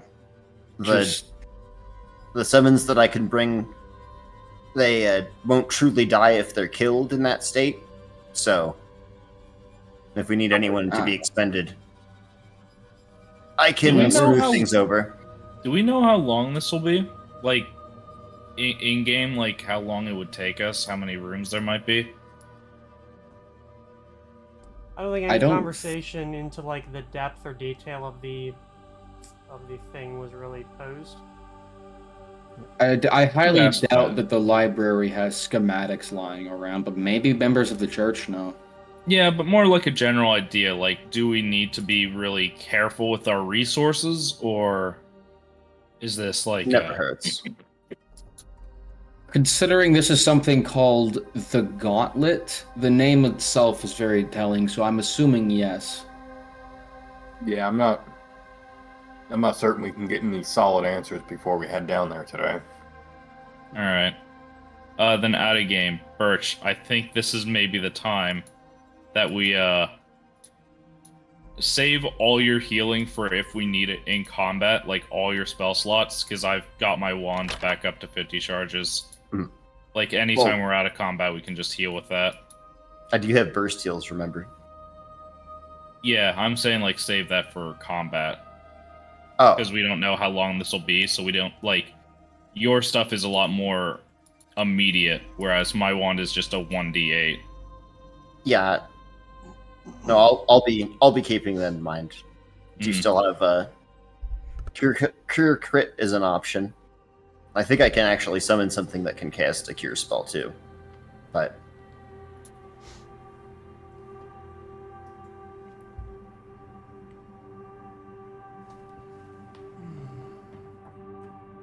I was going to volunteer since we don't know exactly what's at Katz's Delicatessen. Giant plate of French toast, whole lot of sausage, and whatever else is like a morning meat. I guess bacon. Yeah. Yeah, just Daxus a lot of will that. not. Daxus will not partake because of the pie, but you are making me, Joel, very fucking hungry. And I get a giant thing of eggs, or dip the French toast in the eggs, or more egg. French toast is literally my favorite breakfast food. I love You want- it. Good. It's You want very French high up toast there now? for me. For me, it's Belgian waffles. Belgian waffles are very good too. But Now I'm- French toast is a very close versatile. second. Now I'm just craving breakfast food, so we're going to Cracker Barrel. Okay. Right. Usually, if crepes are available, I'll get those, but that's always like is it gonna be good or is it gonna be bad? Yeah, you Yeah. have to go to a good breakfast place to get crepes. Yeah. But Damn. you seem like you have good taste, so I imagine it's not a problem for you. Now making me remember when I lived by a place that was literally called Crepe Bar, and they were very good. Okay. Were they? They were amazing. They had a crepe with duck, and it was What? like fantastic. It was like duck and like Dijon mustard. Anyway, Uh, I'm thinking about it too much now, and I'm like, oh no, I have to go all the way back to Arizona for that. Mm. So right. So We- those- we chowed the fuck down. yeah. Mm-hmm. At some point, the coffee pot becomes finished, as though it wasn't finished when I did the rest of the work on it. Mm-hmm. But I'm like, this is enchantment. It takes time. It's magic. So what? We can. I wanted to do a quick potion inventory. Anyone have something that's been sitting around that's like valuable you didn't want to use? I have 3 potions. I have a potion of Disguise Self, Protection from Evil, and Cure Moderate Wounds. Okay. I've got 2 cure lights and a cure mod. The only potions of note I have are 2 potions of Enlarge Person. I don't have any potions, but I have that wand of Cure Light Wounds and a wand of Prestidigitation. Okay. And a Thunderstone, if that counts. I'm just going to say it now because I'm going to forget later, but I'm going to load my Wand of Mirror Image into my my wrist sheath. There's also 2 cure moderate wounds potions in the bag of holding. Okay. Good. I'll take another one. I think that was in the Vardo, but I believe I was carrying it earlier, so I'm just going to add that to my inventory. There's I also thought money in there. everything which is in the I'll- Vardo. I thought we were keeping the Bardo at the Dax house.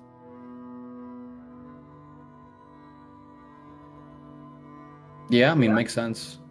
Yeah, I don't know about the Vardo, but I'm just going to say that I'm carrying the bag of holding. Okay. Sure. If no one takes one, I'll take one of the 2 potions of Cure Moderate, and so I have 2 on me. Mhm. Just so I can be a little more independent from wasting people's healing as we go on. I think I might take one as well, just because it's if I need one, I need one. Yeah. Now, remind me, is it an action or a bonus action to use potions? It's an action. In action. Okay. That's why I was like, man, they did Baldur's Gate 3 and I'm like, damn. If Larry and Prince like a tabletop role-playing game after this, I think Wizards will be finished. Probably. And they'll Maybe. deserve Oh it. no, yeah, they do bonus actions potions in Baldur's Gate 3, which I was very happy with because that was a table rule I always run with. It's so nice. It makes the healing potion actually worth something. Yeah. Opposed to you drink it for your action, then you get hit once, and you're like, oh. Yeah, what point was that? We also have 3,600 gold in the bag of holding. Oh. I feel like that was probably already used or something. I believe it was for crafting, but I think that was from me buying stuff out of it. I could be wrong. yeah, I do not remember. It's been a while since we messed with that. All right, we can come back to that.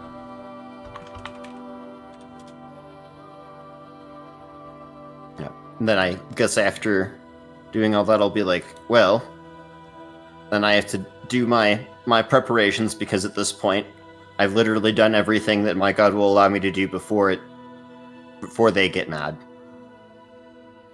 Or before they just simply won't give me any shit, so.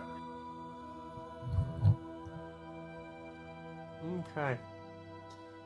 Once that's done, we probably need to do a little bit of shopping. I need to have a focus mate anyway, but it's a cheap piece of shit, so Alright. should be easy enough. I say about suspending gold flecks in a crystal. That seems like it should be pretty easy. While the camera pans over to Vic sitting in the chapter house eating like a hard piece of bread, totally alone. Well, I was heading over to the Red Temple to get our permissions set up at some point. Yeah. Oh, that's what you were doing. Yep. Probably when they're setting off to do their shopping, that's about the time you would go over. I'm just gonna say while everyone's doing their things, I'm gonna be spending an hour reading the Book of Puzzles. Okay. If we're all just hanging out here, can I craft something? Well, I think you guys are shopping, Oh, shopping? so I don't think you can craft something and also walk around and shop at the same time. Well, I need No idea how good I am. I need to meditate and do spell prep for an hour, so you could do it then. If the DM allows it, I'm not trying to push the point. I think you'd have about that hour then. I'm just trying to improve the laurel, because it's not for me to sell. It's Yeah, then I feel like since you're not like doing a whole new piece, that you're simply trying to work on something that already has had the majority of the work done, you can do that within an hour. I would say usually when you have to do work, you have to spend at least 2 to 3. yeah. I mean, I know that's the rule, but I'm not trying to do something new. So Yep. All right. So I'm trying to, even though the amber is, I'm trying to, kind of carve out the veins and the leaves that might be the laurel leaves into the amber to give it a little bit more of the finer detail. And I'm going to try and embed into the actual stems of the laurels themselves just a little bit of the dwarven design work. Maybe the stem that wraps around may look like a dwarven chain, just up close. Okay. All right, go ahead and give me a roll. Sure.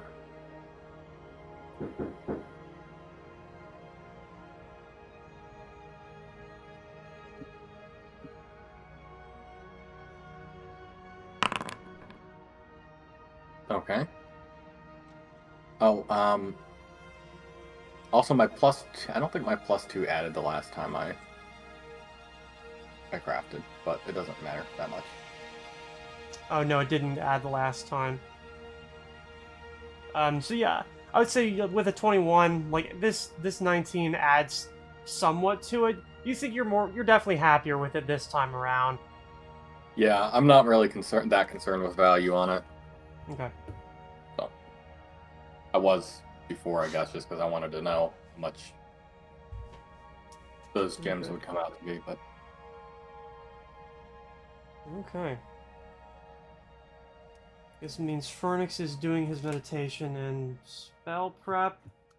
What is everybody else doing? Reading. Getting Reading. ready, I guess. Okay. Mentally Um, preparing. And Vic, you're going to the Red Temple. Yeah, if it's easier, we can also just say that he's meeting up with them rather than everybody split up.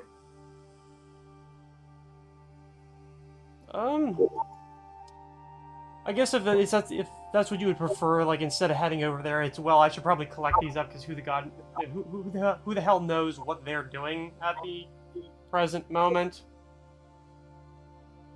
So yeah, I guess if they're not at the chapter house and they're not at the Lion and Lady, you're probably pretty sure there's only like one other place they can possibly be. Yeah, I'll just meet up with them at the house and continue on shopping once I leave. Okay. Probably still eating breakfast alone, though. Alright, well, the hour passes, bringing you to about 10 o'clock in the morning. I have to make my roll for the book. Yep. what does a book do? I succeed. It once today in the next 24 hours after reading that book, I can retry any. Where is it? Few skills I can retry. That's cool. Is that book a one-time use? No, 10-time use, and I've used it twice now. I can retry a single disabled device, knowledge, or sense motive skill, and take the higher result. Alright. Alright, cool. Well, you've completed the things that you at least had set out to do for that hour. What's the plan now? Probably figure out what we need for the specifics about the gauntlet. Thought that Fernix had already done the bulk of the research on that. Well, there wasn't very much that was available. Yeah. And I think it's actually set up so that it changes. I say we go to the Red Keep and ask the keepers there. Well, Fernix did learn that, primarily speaking, what was set up within the Gauntlet was, generally speaking, dependent on two things. The first being like physical or magical traps, something that's set up that can either be reset manually or magically, and the other thing being creatures which either are summoned, such as like things that are extraplanar, or things which are not necessarily organic. I know that he read that at some point the House of Aerith, which is a golem rite, was hired to create creations for within the Gauntlet.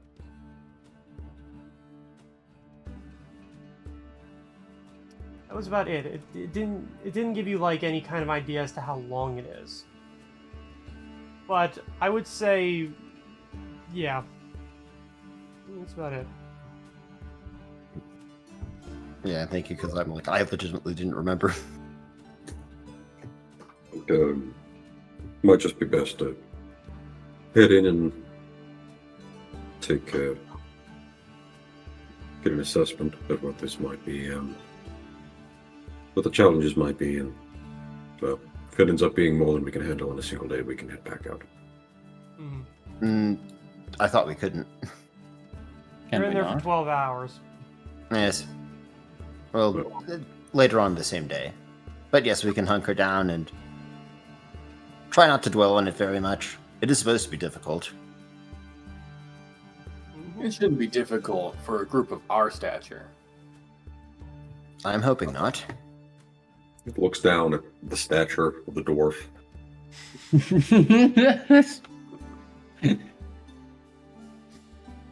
Well, let's try not to hype ourselves up too much. But, well, has anyone spoken to the keepers of the temple? since Felix, since your last interaction with them. I believe it was Kira. Yes, it was. How is she? Oh, I haven't spoken to her. I was wondering if anyone else had. Oh, no. No, I didn't figure my presence would be, very welcomed. Suppose someone wants to join me, we can head over and just a couple of us. Help try I'll to go explore with the you. situation. So will Fernix, because all's forgiven at the temple. You guys go on without me. I still need to convince Natari to come along with us. Would I be. think it's the best idea to bring her. It's gonna take a little convincing. I can tell you that now. Well, I know she likes me. If we were gonna No, try, she doesn't.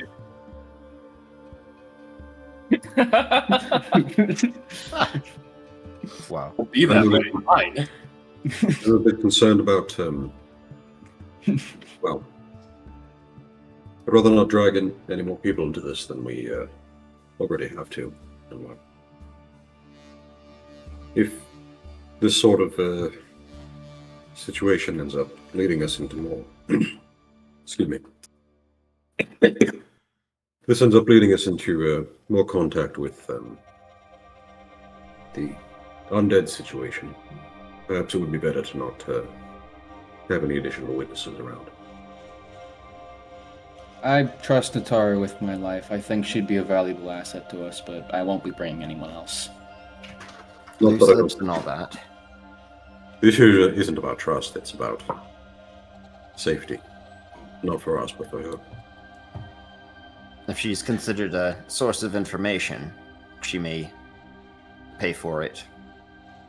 And also, we already know that they're trying to watch us, given the encounter with Garudamish. Well, then Trying to she's watch- already a target anyway. In that case. Not necessarily. Yeah, We are regardless. going to be it's up walking her. essentially directly into this, well, potentially. We might walk directly into their underground lair. I believe, Garudamish, you saw some doors that were quite far underground, correct? Very correct. From the way Fernix described the doors he saw that led into the Gauntlet, I think they might be one and the same, not necessarily the same set, but of the same craftsmanship. If I'm going to be honest, that would probably be more of a reason for her to want to come. She's strange like that. If she wants to come, then why the need for convincing? Well, because I wasn't sure. Sorry. She does things the way she wants, if I can do things.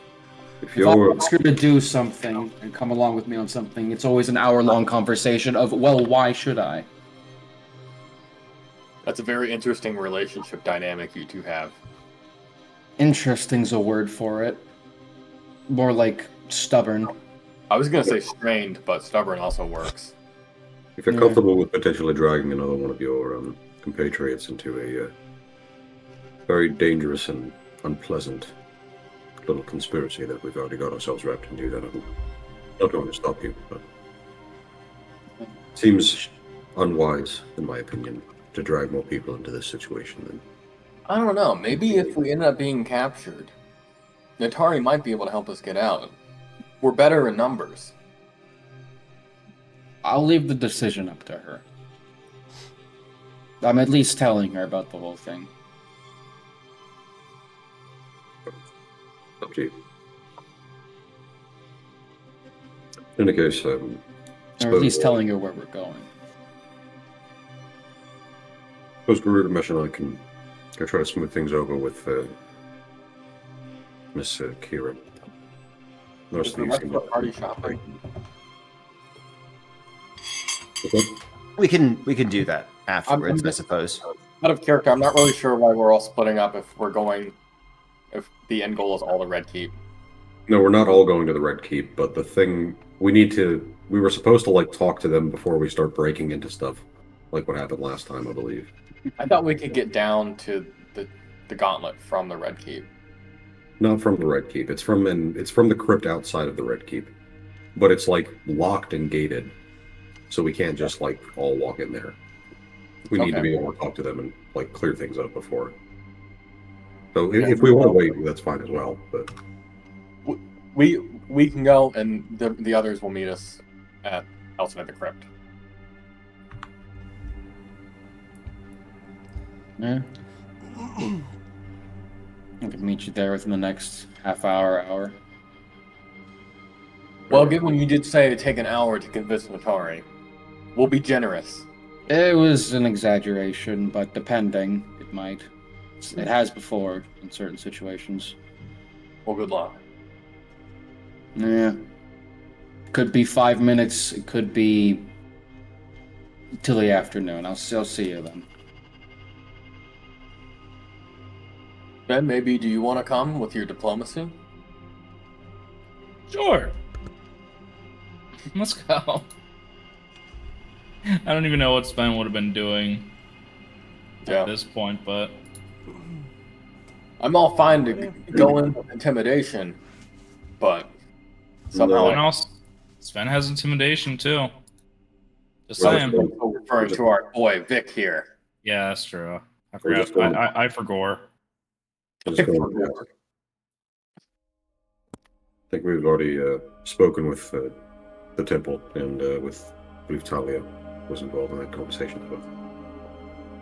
We just need to avoid a situation where we are caught breaking and entering, which was what happened last time. No, Daxius and I Listen. didn't get caught. It's not I what only was- broke. I only broke because it looked like it was disheveled, okay? I don't blame your actions. I simply am pointing out that maybe some diplomacy would be better first. Now that we know, of course. Yes. Hindsight is I hear you. 2020. But no, you're fine. So, suppose the three of us can head out if you all have some other business to take care of. I may as well be present. Well, if you're going, we might as well wait for Daxius as well then. I think if you ask for forgiveness, it might go a long way in getting us access. I already did. Immediately after I realized I'd done something that was wrong. Is it? I think the situation is fine. We just need to let them know. All right. Well, Joel, you want to take the lead? Sure, I go talk to Natari. So how are you going about this? Well,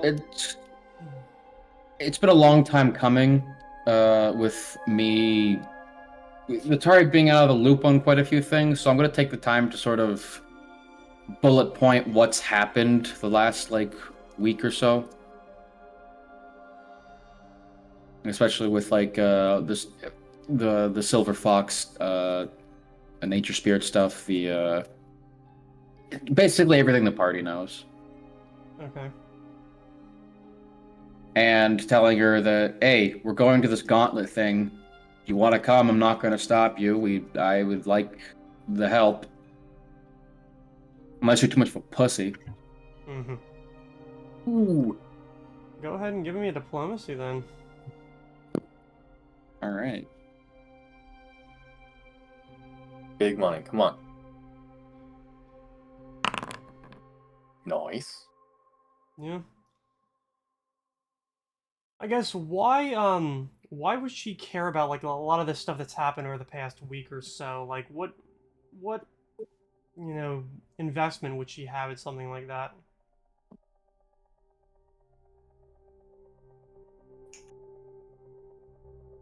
Well,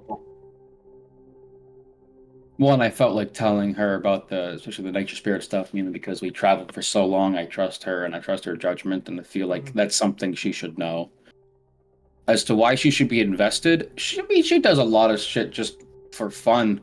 And she is used to being in danger, and she likes being in danger. Sometimes she just does shit because it's fun. Fair enough. And something like the Gauntlet, making a little game out of being in danger, which she perpetually is, sounds like something that's up her alley. What the fuck do you want down here? Or is it just the latest reason to prove your manhood?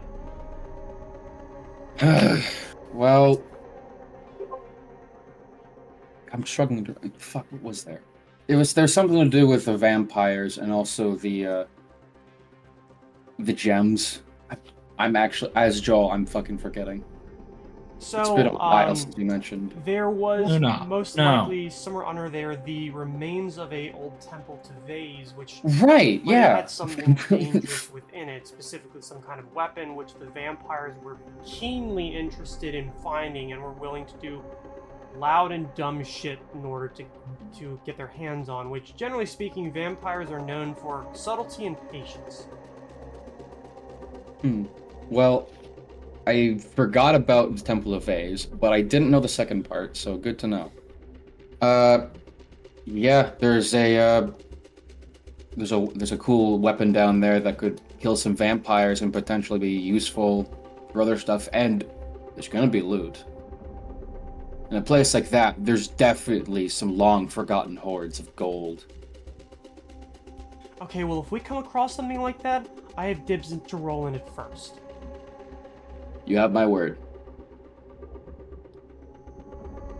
More or less with that roll, she agrees to it. I would say it's difficult to gauge her interest as to whether or not it's doing it because you mocked her, doing it because there is the opportunity to make a lot of money, or doing it because... fuck it. But at least she definitely agrees to it, so perhaps the reason why doesn't really matter. Okay. And with that, I'll make my way with Natari to the entrance. Okay. Waiting for the others. Who's going to speak with the priestess? I believe all of us are going as a group now. We're just waiting on Daxius. Okay. But I think the people who are actually doing the talking would be Vix and maybe Gurgamesh, unless the rest of you guys want to join. Gurgamesh probably shouldn't be doing the talking, but we all know how Gurgamesh is. Gurgamesh wants to do the talking, but John does not want Gurgamesh to do the talking. Yeah, that's it. Well, now that it's, definitely a little after 10 o'clock, you going to the Red Temple, you find it's definitely busier than it probably would have been here earlier in the morning. However, the person that is giving a sermon right now is a priest like Curtis, who, so thankfully, isn't the person that you're looking for. The priestess that you're looking for most likely is doing something else. I'd probably start by seeing if there's any priests or clerics or anybody just walking around who aren't necessarily part of the sermon. There are definitely a good amount, and the Red Temple is a bit odd because it is a rather sizable, obviously, place of worship, but it's also sort of tied in with the arena, which is adjacent to it. And a lot of the stuff that goes on over there sort of spills over into here, since the priesthood, while they don't necessarily take care of the actual arena, they take care of the proceedings and the combat which goes on, and they handle the events. So it's not difficult to find somebody moving around, especially because you're getting into the middle of the week. I believe, not today, but possibly... Okay, it's not tomorrow, it's Fire Day is the arena competition. So it's in 2 days. And it seems like they even though the actual, the brackets haven't started yet, there are still other events going on. So you're able to flag somebody down and ask them for this person, and they tell you to, just hold steady, and they'll swing around and send a message. Other than that, you get to spend a nice, 5 or 10 minutes listening to the fire and brimstone sermon of the priest to the god of war and blood and victory. Eventually, however, you see the halfling woman making her way. She's speaking with a couple other people that you can definitely tell are like lower down the totem pole when it comes to the priesthood.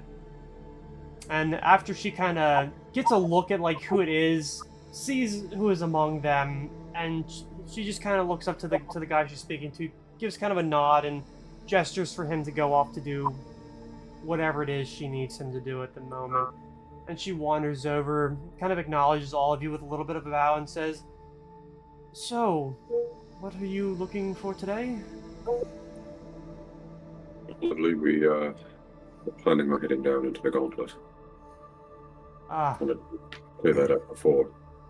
yes, I any told issues. myself that it wasn't the group that wanted to do that, but obviously I was correct.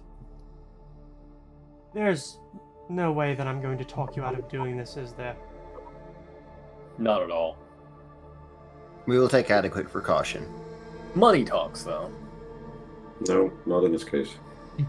I am not going to bribe somebody to have them save their own lives. I belong to What? the god of strategy and tactics and honor. If you wish to risk your own lives, my god says that you should be allowed to. Then you shall see us off. Red-blooded libertarian. We love to see it. That's why they call it the Red Temple. It is indeed for the blood. Yes, well, it's it'd be great if we could avoid danger and risk whenever we are performing our business, but we're not in the business of staying safe. Well, considering you're part of the society, I would be surprised if it was otherwise. So, you have permission to go down there. I believe, and she gestures to Phoenix, told you the information that I gave him regarding what to expect down there, rules and so forth. You could go over them again. For the people who weren't listening, turn to camera. Which audience? So, what is down there is a series of physical and other challenges which are deadly. They are meant to replicate a run through the trial of the Citadel down in Porte Azar. Most of them are generally physical in nature, meant to test your personal strength and tenacity and mettle. Others are more focused on your problem solving and reaction time. I have no idea as to what exactly to expect. I understand that it is something that can theoretically be completed rather quickly for those who are of the right caliber. However, should there be any kind of problem, you would be able to wait at the double doors leading inside for a period of 12 hours, in which case they will automatically unlock and you will be allowed to exit via the way you came in. However, should you reach the final room and trigger whatever it is that signals a completion of the trial, the doors will unlock automatically and the trial will end. Argos Ingulmar, my master, was the one who closed the Gauntlet once he became the head priest here quite some time ago. I remember him saying that it was something that changed generally each time to some varying degree, although the amount of people who would take the run every year was relatively small.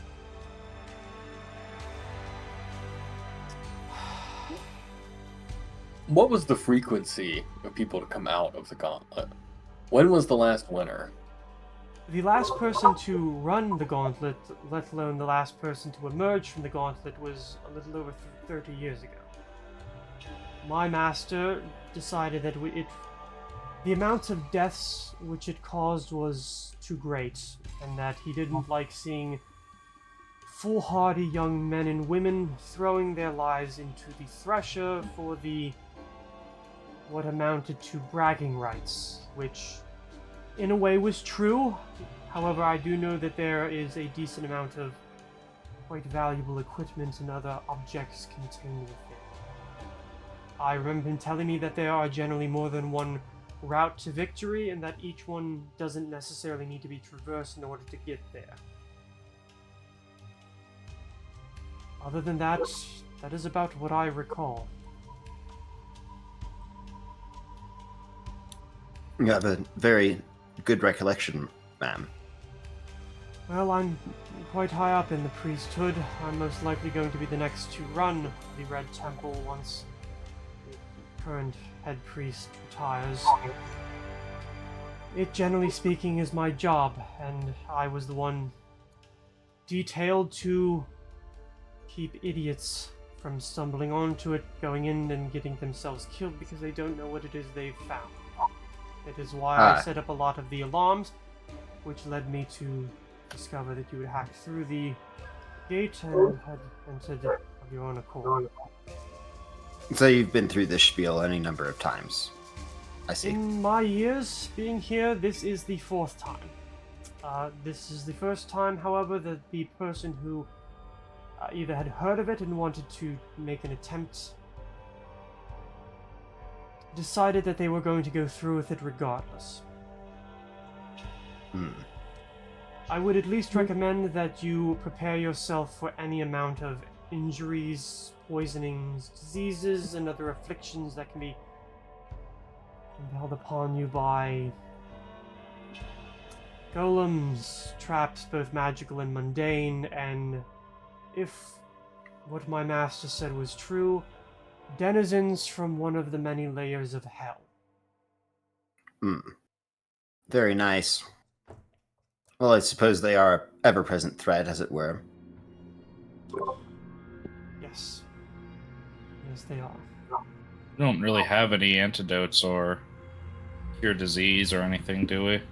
I have a spell that can do it, but only to one person. What level spell is it? You've got that fourth. orb. 4th. It's a big emergency button. Does that orb you got only work for 1st level spells? Yes. Damn. But that's okay. Because, see, we're going to do this thing right now, actually. Called buying antidotes? Well, who has to make the most rolls out of the party, do you think? Counting attacks, Me? counting saves. Me, Well, I think. Oh. Well, I no. guess which character? Because you for Sven and Sasha, yes. Rugamesh rolls 4 times with his full attack. Okay. But, well, you get 2 attacks. The hammer, the 2 claws, and the bite, right? No. Oh, speaking of which, I meant to... 2 hammers, actually. Yeah, 2 hammers. I did mean to ask Fernix for the ghost arm potion, if he has one. Does he or does he not? Well, I can in just 1 second. Poggers. Okay. For all that considered. Notice that his arm isn't there for the moment. Probably. Well, actually, wait. I'm taking it at what? 6 o'clock? Something like that? It's 14 hours. Yeah, I'll just assume that it's gone. Be like, alright, but first, pick a number between 1 and 10. 7. Most commonly chosen number. Wrong answer. Now roll a d20. Okay. I'm down.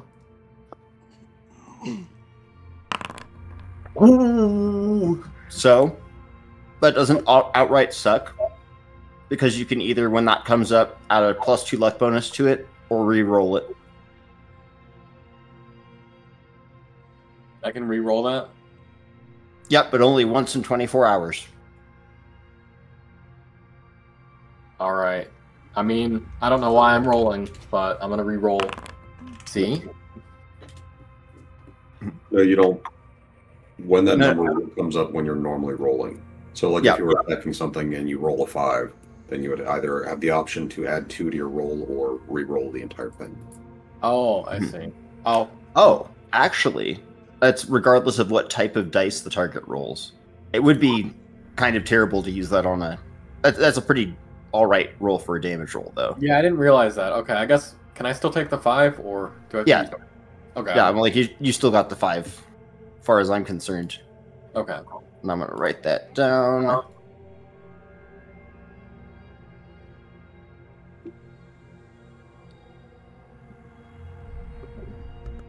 And then, yeah, we'll get the arm potion going. So, spend a minute. I fill up the vial with more coffee, and then I'm like, but wait, there's more. And I plug it into the coffee pot with nothing in it, and there's sort of a noise as it just pulls in the potion. Pull it off, put the empty potion vial on the other side, brew some coffee in it, and then as soon as it brews the coffee, there's a... and it just shoots out the potion back into the vial, cork it. So this is a coffee potion? Yes. Well, there's this one. Well, there you go. And then I'll just cast Amplify Elixir on myself and shake it up and take the energy shot. So you have 7 hours of arm and I have 14 hours of arm. That's all I need. Yep, from all that.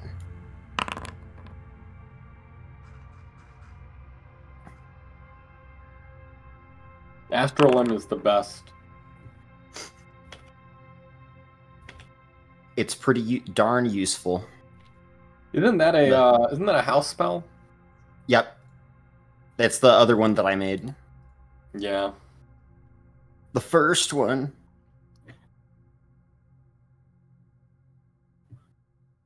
So then that and the coffee pot's expended, and I'm like, well, in that case, I don't think I really need that potion of haste. Just the little doodad.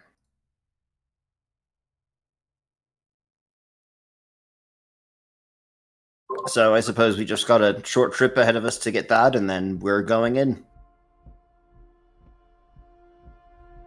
Okay.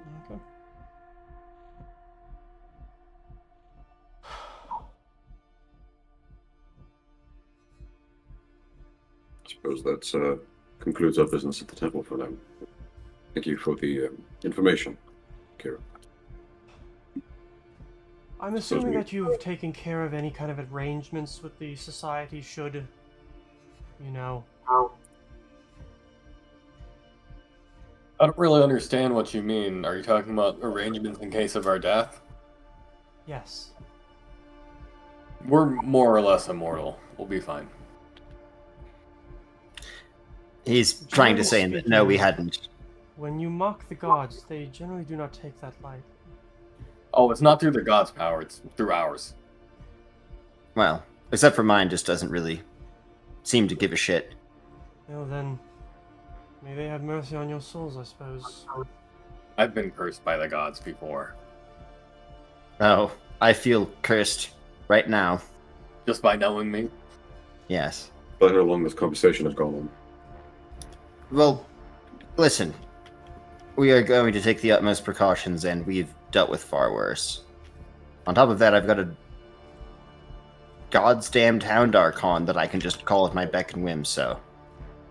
If we really get fucked up in the first room, we'll just sit tight and wait for it to blow over. Hopefully you can keep all the diamond dust you've still got. Out of character was, like, pseudo, like, wills, like, part of our, Valier aspirancy contract. Sorry, say again? Like, would Having a she's Last will basically and asking if we have a will. I'm just asking if that was part of the contract we signed for becoming aspirants. It wasn't, but that is something you can arrange. Good. Figured it. I mean, it kind of makes sense to have that, but Groovy might be. Sorry. If we think it's important, Vic can go just like grab it. I assume they've just got a bunch of wills in a pile somewhere. Groovy was gonna ask Vic for some paper so he could write his own will. Because he knows that Vic writes lots of letters. I don't think he does. He's done 2 or 3. You wrote a bunch. Well, maybe that's what it was. Felt like one. Anyway, if we're doing some shopping, we can say somebody goes out and sets that up. Yeah. Okay. If I just need a 25 gold, basically like a glass spindle with gold flecks in it. Like I'm gonna put it in my gold schlugger and get white girl wasted. Yeah, that kind of stuff. I think a lot of the stuff that you were shopping for is relatively mundane. It's something that Reese Black would have, and if he doesn't, it's some other provider within the Flagstone market would have. No problem. I don't think you guys are looking for anything like abnormal. I'm just like, if you really want, I can just take some gold and like scrape it up. Start destroying my own money. I mean, technically. Okay. Fair enough. Crystallized gold schlugger required. Whether it was potions, or wands, or scrolls on that shopping list? I could probably do with some backup healing potions, because why not? Probably wouldn't be a bad idea. I'm full of healing, but you know who isn't full of healing? You guys. And then if I go down, and I have to rely on Sven rolling whatever the fuck you have to roll to activate wand, I'm gonna cry. I don't need to do that because I have Cure Light Wounds. Oh, okay. Yeah. How much is a potion of Cure Moderate Wounds? 250? That's a lot. 250. What's Cure Light Wounds? Oh, it's 300. Yeah, because Cure Light is 75? Cure Light's 50. Okay. Yeah, I'm gonna buy 2 Cure Light Wounds potions then. Yeah, that's no problem. That's something you can find really easy. Actually, I'm like, yeah. Yeah. How about everybody just like chip in a bit of gold and we'll all... oh sure. We've got that money from the Vardo. We could maybe use that as the Adventure Fund. Sure. Yep, and there's the link in case you want to get it. So I did just use up the one thing, but I'm like, but Potion of Haste is pretty good. But is it 750 GP good? Okay.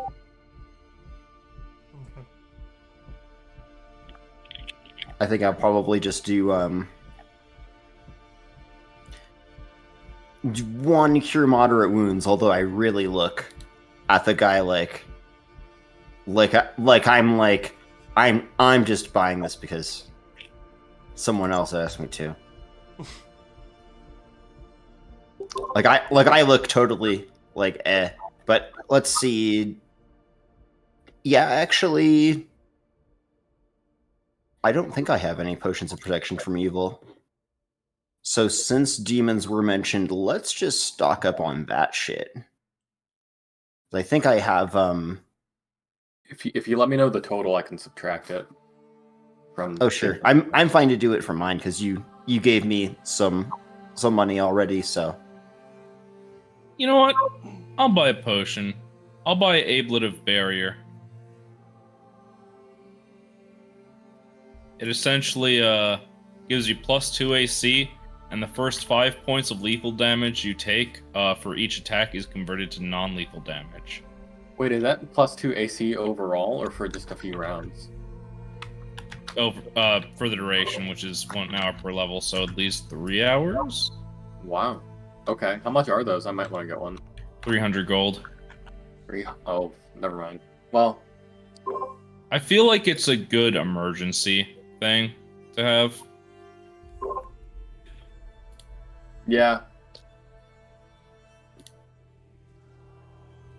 It would also only last for, like, what, until it took 15 damage? No. Yeah. Once the spell's converted 5 points of damage to non-lethal damage per caster level, spells discharged. Yeah. Okay. Still. It doesn't even, like, it's just a non-lethal damage, it's not even preventing the damage. Well, non-lethal is if you have non-lethal and regular damage, the healing actually applies to both. So in a By the way, sense, it's it bare kind minimum. of does, but you can get knocked out. Bare minimum 3 attacks it lasts for. Yeah, because it's a 3rd level cast. So 15 DR, kind of, sort of. It will be in this case.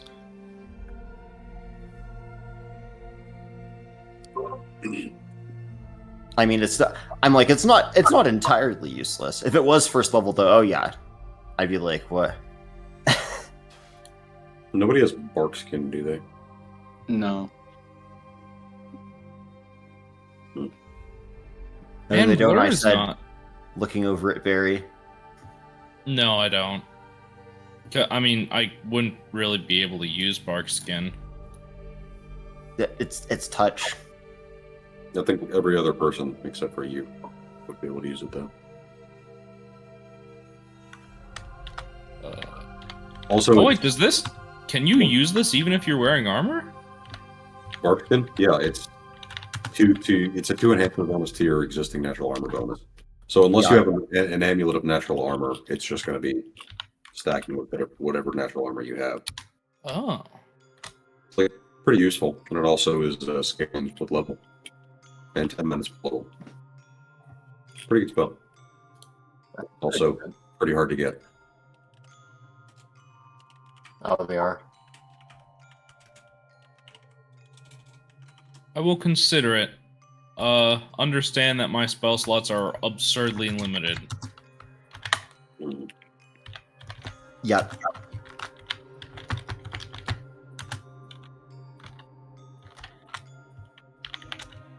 Do I get another 2nd level next level?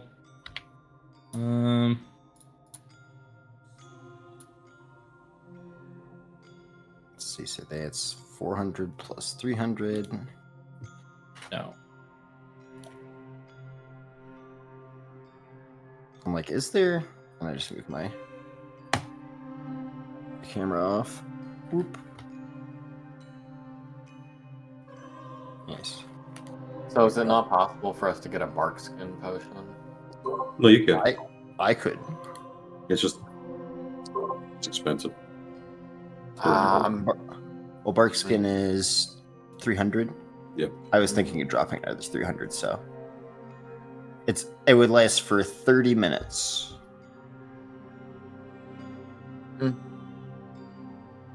Might be worth it. It's definitely.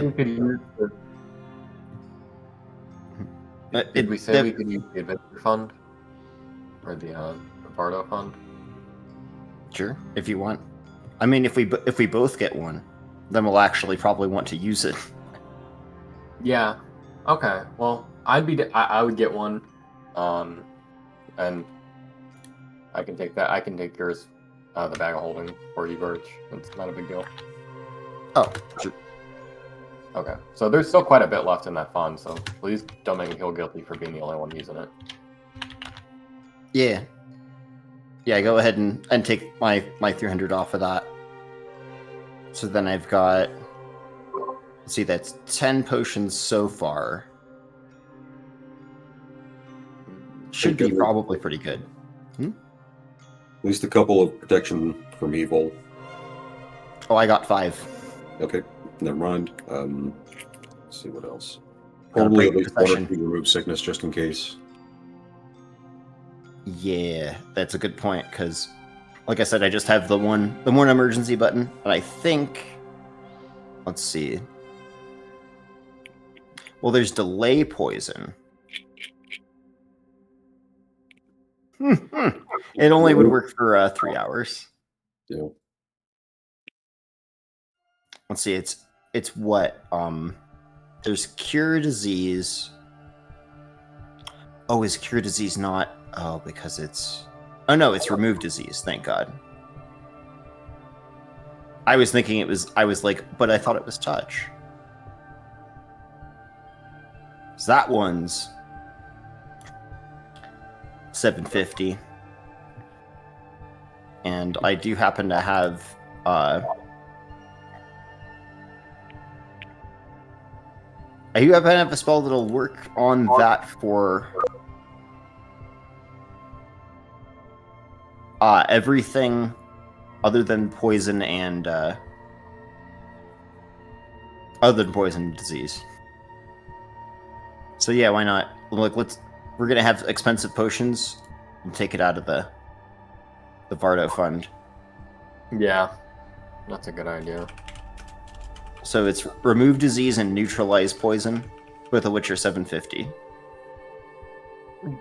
Together they're 750 or in total? Or Each one. Each one is 750? Yeah. Okay. And then I'm actually going to, because out of the two of those, Mhm. remove disease is like nice to have. Poison could potentially stop someone from Yeah. getting the shit kicked out of them. So I'll Well- also grab We've one got- of the neutralized poison. We've got 1450 left in the Vardo. Yeah. And I'm taking the 750 for that out of mine. Okay, I took 1500 out of the Vardo for those 2 potions, just confirming that's correct. Yes. Okay. Damn, we got some bomb-ass potions now.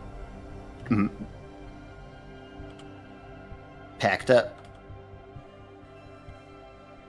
Hell yeah, brother. The guy at the shop is probably looking pretty happy. Yeah, we just paid his rent for the next year.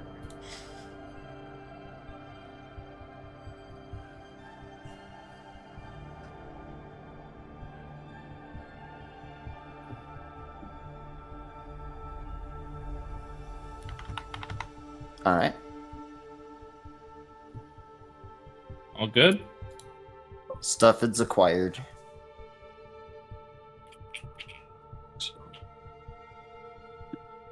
Maybe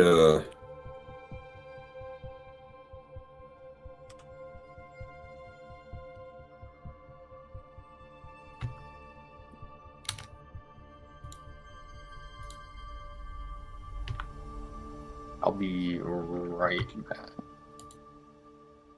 Well, I think with a lot of the shopping done, I believe the next stop is going to be the actual Gauntlet itself.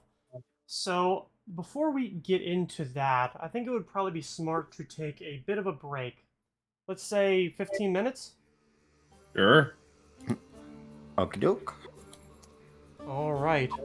Then, we shall be back close to 9 o'clock. See you then. Hell yeah, brother.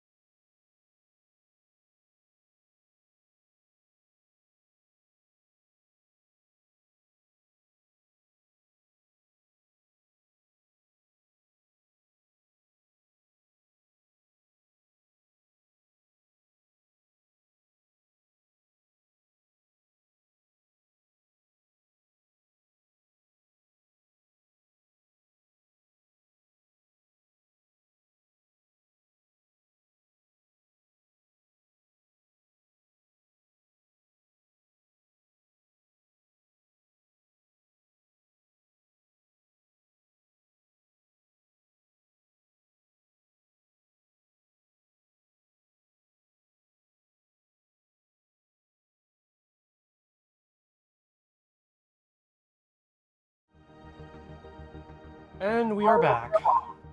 Nice. So, what were we saying about how sexy Goat Simulator is? It's just you know how some like even though you know how silly it is now, you know how some people say they like had an awakening. I don't Like, like that where was- this is going. Yeah, that's, That was- Yeah, we'll move on from there. I'm in danger. Okay, so moving right past that. Thank you. So with all of your shopping completed, you were able to get information from Kira Hornblower, the priestess of Vic'Talion at the Red Temple, and more or less you just have the actual challenge ahead of you. So Oh, let's do this! This is Charging. Gilgamesh crashes through the doors and just destroys everything with his hammer. He uses 3 potions of enlarged person. He becomes a god. yeah, I don't think so. Well, I rolled a nat 20, so you have. Yeah, I mean, he did roll an at 20. So. Yes, well, Gilgamesh It was all is straight. in fancy land. So, I guess Phoenix is most likely the one that leads you to where you need to enter. Shoo, get out of here. I scatter the alley cats that are blocking our way. Yeah, they seem to flock to Furnax for some reason. That's 'cause I Kneeling gave and them- falling. Fish. Oh my gosh. So he leads you back through a narrower boulevard running up the length of the Red Temple and to a perpendicular road which runs away from it. Back through some of the narrower alleys, you're able to see the entrance to the graveyard, which stands behind the Red Temple, and a larger building in front has a rather decorated door on its western right side, inside of an archway above which reads the Gauntlet. The wooden, I guess, barrier that held shut the double doors is still broken. They haven't gotten around to replacing it, but it's still there. And Vic, what Len, else you're- is there is, really enough, the priestess, who is standing by the door more or less expecting you. The doors are already open. Lan's mic is repeating what you're saying. Is it? Yeah. It is. I don't hear anything. I'm gonna turn on the gain a little bit. Oh, now. He's dead? Yeah, He's dead. Jim. internet. He's dead. Oh yeah. Technical difficulties, folks who are watching. Apologies. I mean, I feel like it Yeah, goes we're without gonna probably saying get over there. that Nah. whenever technology has the ability to screw you over, it's gonna take it. Kind of like with my background, which I changed over the break in order to make it stop being a prick. So, did my setup just die or something? Can you guys? Oh, Yeah. you're good Yeah, now. you're good now. Yep. I don't know what happened. Did it Criticism. like just start or something? Because like it wasn't like that. I didn't think of it like that. It wasn't like that until like you started, until Barry said something, and then it just all of a sudden shat itself. Yeah. Just how All strong. right. Well, that's So, yes. The pair of doors are already open. Kira is standing there in her vestments, just sort of waiting. It seems obvious that she expects that you're going to go through this, and she's going to obviously show you the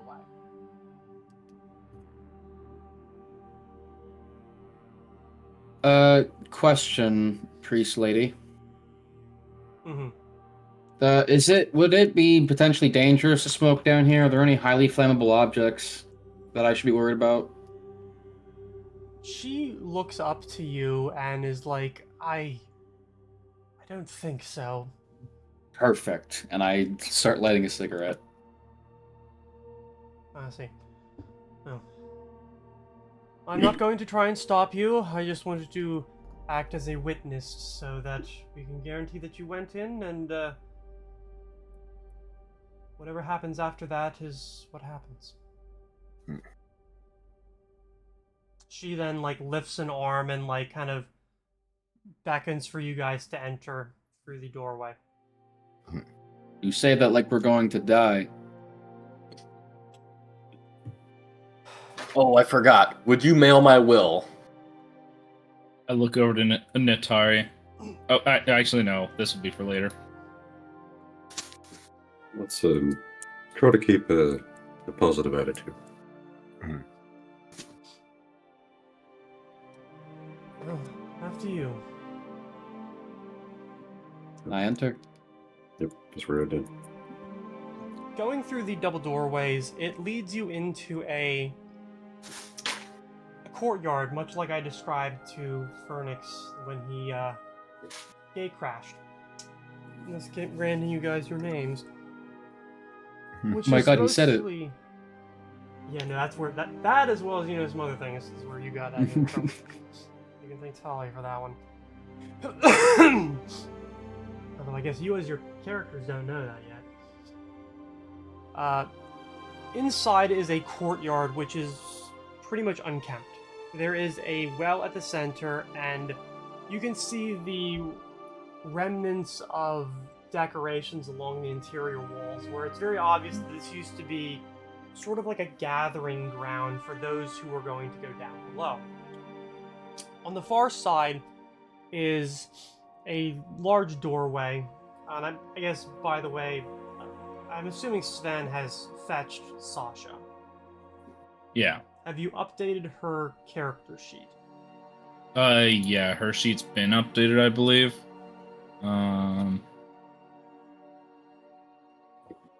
She's still a size medium?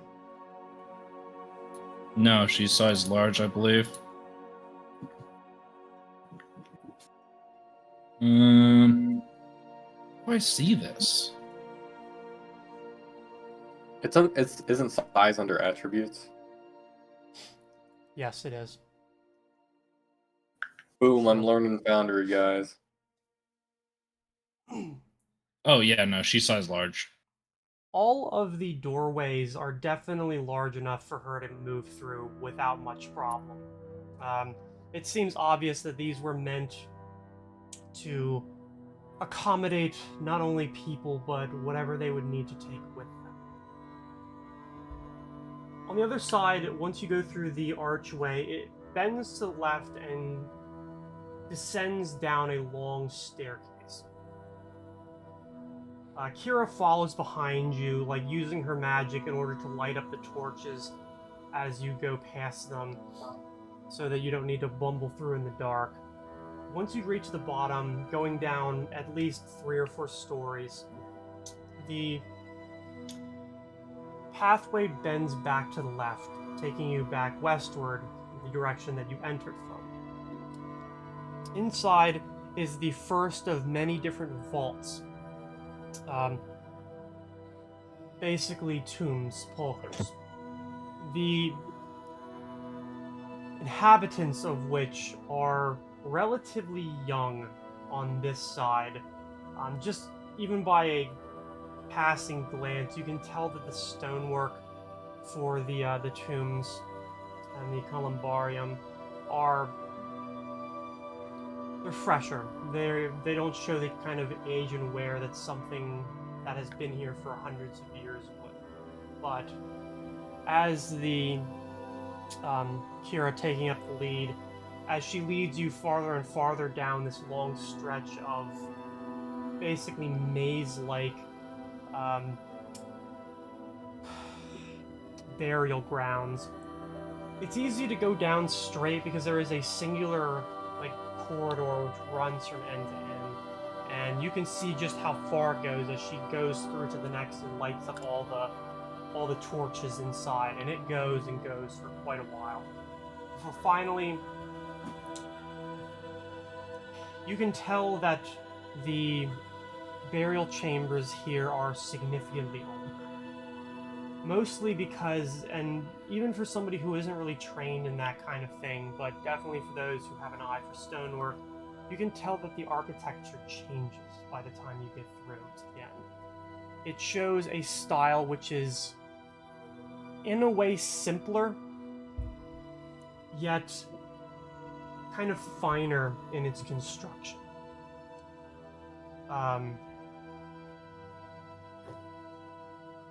At the very end of this final vault is a large doorway.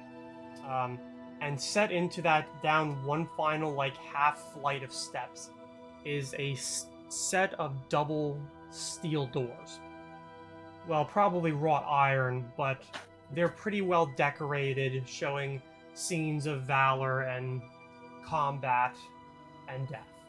And carved into them, from the left door to the right, is death or glory. The two large handles on your side of the door are very visibly chained up. Heavily enough so that it would take a rather strong individual in order to be able to push the doors in. And even though it's very obvious, like, you can, like, rock the doors in and out in order to get a little bit of, like, leeway to see through, which is how Fernix was able to see what was within.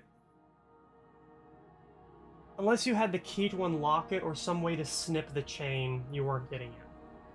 Though thankfully, as Kira descends the stairs and pulls a key from within her vestments, she holds it up to the lock, kind of looks back to you in, like, one last opportunity for you guys to not go through with this. What does she see?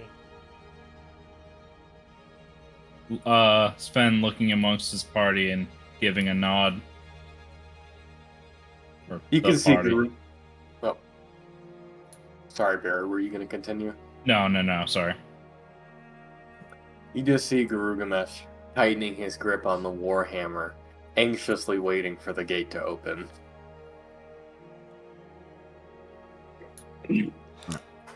Fernix just stays absolutely still with his gaze focused on the door. Hopefully, it's by the end of the day, we found the glory. She gives a sigh, obviously expecting exactly what she saw, and she sticks the heavy iron key into the lock. It turns and heavily parts. She loosens the lock from around the chains and then begins to unwind them, letting the heavy chains drop to the ground in a loud clatter. Once the chains are out from the other side, or from around the handles, she reaches up and grabs both of them and says, "Once everyone is within, and no one has gone through for about 5 or 6 seconds, the doors will close magically. That is when the timer will begin. You have 12 hours. This would be an amazing time to prank Fernix and push him in for being a nerd. Ah! You fuckers! You know you beginning did. of his villain arc. Beginning? Beginning. She sighs, pushes the doors open, and does one final snap to light a few of the torches that are within. Out of curiosity, what happens if you jam the doors open? I'll call back to her. Looks back to you and says, "I don't know. I'm not entirely certain who constructed a lot of this. And something tells me that if they were powerful enough to make the challenges which lie within, they were most likely smart enough to handle that." We're at the point of no return now. This is when it matters most that we work together. Yeah. And I know it's not always been Leroy! a lighthearted journey. Sorry, I wanna had to say make it's been an honor fighting with you all. Maybe not Daxius, though. But I think Yeah, I couldn't say the same. He was at least nice to hang around with. he's a good drinking pal. Cheers to that. I like to imagine the last conversation we ever had is about how we don't really like Daxius that much. And then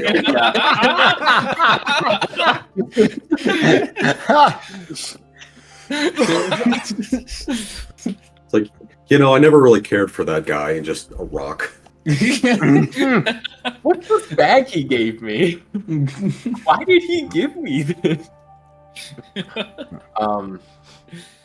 Well, But yeah, Grugamesh goes over and gives a reassuring slap on the shoulder.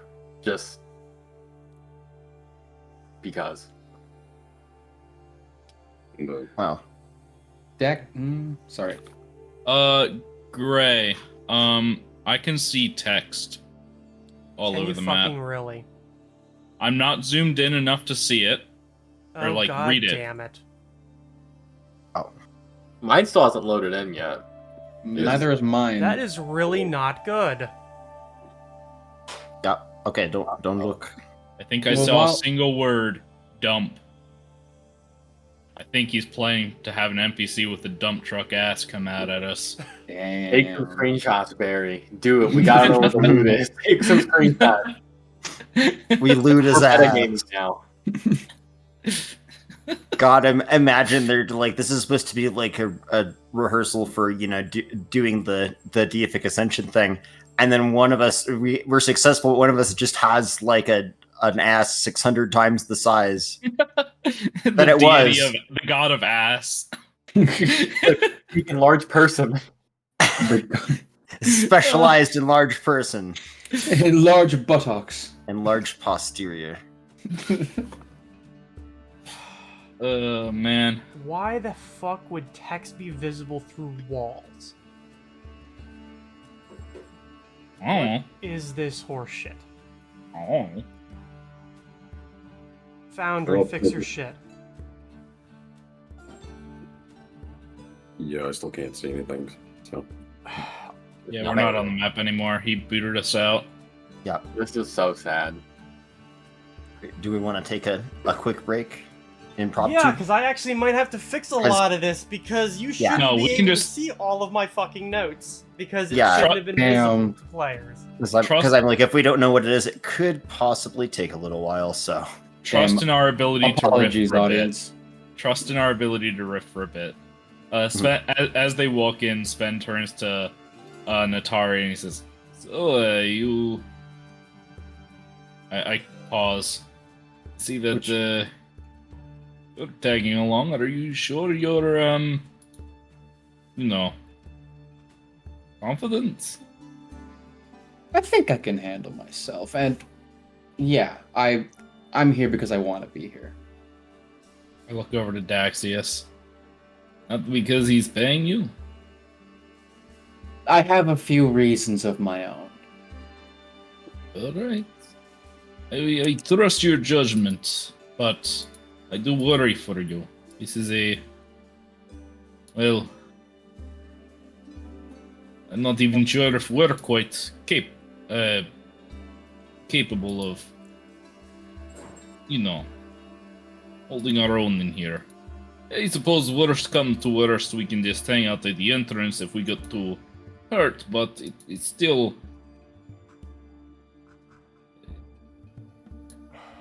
Perhaps it's not my place to say, but I hope you'll be okay. I'm not exactly yours to lose, but Well, that was- thanks. That's what I was saying. Yeah, I was saying... I care about you like I care about the others, and I just Yeah, hope that things will be okay. need to delete all this. Yeah, I mean, look, it's not every day I get the opportunity to venture into a tutorial for a godhood, I guess. So, honestly, I'm mainly just here because for the fucking hell of it, and two, there's gotta be some long-forgotten loot down here, and Daxius gave me dibs. Daxius gave you dibs. Yeah, you sure did. And Dax just in the corner is like, oh god, here we go. Gurugamesh has the greed trait, so he pushes through the rest of the party to go up to Natari, and he sticks his finger out. I was like, I'm sorry, but your share is coming out of Daxius' share. Dax just immediately turns like, wait the fuck on. No, it is not. She's under-leveled. Under what now? You heard me. What? I literally I'm not explained following myself. either. I don't This know is- what that means. Under level. Pulling her You mean weight. that she is underground? It does not make sense. Katari can hold her own. She's fine. Well, she had better. Yeah, I can hold my own. I am fine. It's so weird playing two characters. Yeah. I'm gonna have to. Yeah. Well, this is going to be an interesting situation, isn't it? Gurugamesh sneers and goes, "We're off to a great start." I think we might want to put loot concerns for once we're able to leave with it. Shit. It's You're right. worse. I mean, I'm not worried about if we're gonna be able to leave with it. You guys will be fine. I mean, all I have to do is just sit in the back and just let you guys do all the hard work, and I profit off of it. I'm just here for the ride. Interesting that you think that's Oh, Oh, you robot Yeah. voice again. so you'll have to repeat what you said. Nope. maybe You better. seem fine now. A little bit. Yeah, you're good now. Said it's interesting that you think that's how this is going to go. We're not here for a party. We're not here for fun. We're not here to make money. We're here for a reason. For glory. Oh, you guys are here for a reason, and I'll help out with that reason as long as I'm here. As long as my reason for being here is fulfilled as well. Well, And you smash find cut share those the with us. smash cut to the first room being a party disco room. Party What? rockers in the house tonight. The biggest challenge because ever had to face: social interaction and fun. Oh no! Oh god! I suppose that is a valid question. What is everyone's reason for going in? Training. It's same. I thought we were all on the same page. It was for training to become stronger and perhaps line our pockets so that we could fight the vampires a little bit more. Well, maybe not just the vampire. We've got many things to fight. Well, Oh, if that- training's what you're. Okay, I think that worked. Yeah, it looks think- good. I think there are plenty of other ways to get training that are less suicidal in nature. Yes. I'm mainly here because it makes some kind of difference. Put it in simple terms. Are you familiar? Oop. Get up here. Are you familiar with the concept of apotheosis? Of course, the ascension to godhood. Who isn't? Yeah. Well, It's a I would- very big word. One that might be difficult to say in your accent, Sven. Apotheos, apio, no, what he said. that's close enough. Is there a reason you bring this up? For me, this is a rehearsal for that. Of course. So, you want to find the real thing then? Yes. Then our goals align as well. Because I'm trying to attain the same godhood. Well, then, Well- best of luck to us both. A part of me really hopes I'm not traveling with two potentially future gods, because if I have a connection to two gods in my life, that It's I don't even pretty want to think about poggers. it. No, that. I think that's the last thread of connection. I don't think I would want a connection to the heavens or the hells or to whatever. I think I'd rather just avoid that side of everything. Are you saying that in character? Yes. Hmm. I mean, sure, being godhood sounds nice on paper, but Being godhood. being a god, like, just sounds like a whole shitload of work for the rest of eternity. It might be. I'll be honest, I don't properly. I haven't been able to convince myself that I have a 100% chance of success. So, Dwarves are Well- technically immortal, so I've never really had to deal with that. The notion that I might die. Well, if you die here, I guess we'll know if you're worthy or not. We'll find out. Oh, kittens. Sasha's being talkative. Or I give pocket cat. Sasha a head pat. Ooh. Yeah, sure. I brought Pocket Cat. Who cares? Pocket Cat's becoming a god too. Pocket Cat's gonna die. Pocket Cat exists in the dimension that only reveals itself whenever somebody remembers that Pocket Cat exists. Literally never have Yep. needed to use it. Because I'm pretty sure Pocket Cat went with you on your hunting rampage there. No. No? Okay. We stop, Finn! Pocket Cat was the reason for it. Like Jiminy I go Cricket. take care of these kids. Kill them all, Sven. So the opposite of Jiminy Cricket.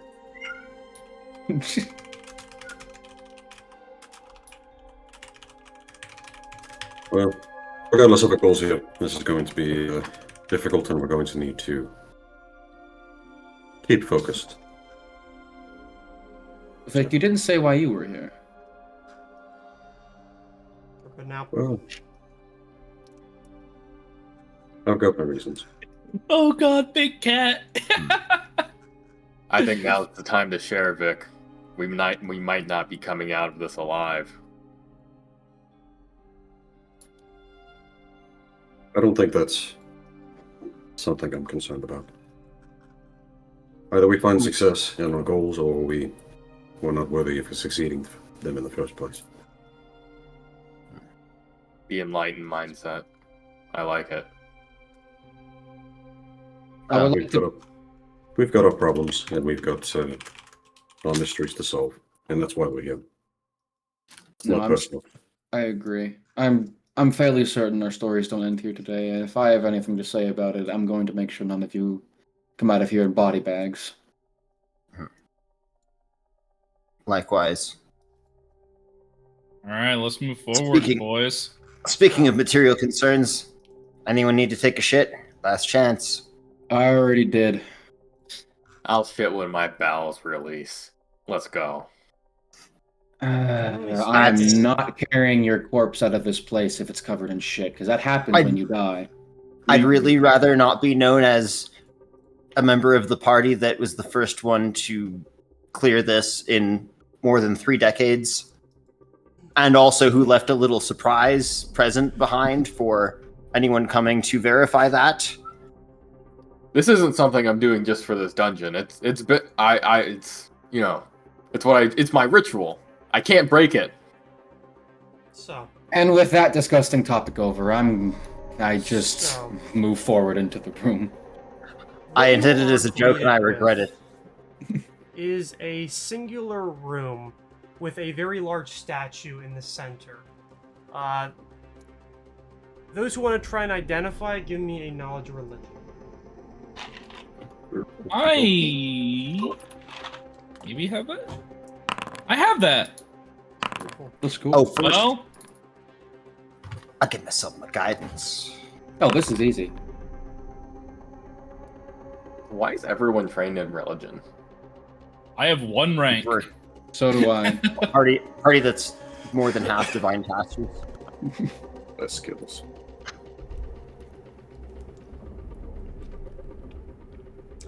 It's weird not having knowledge skills now.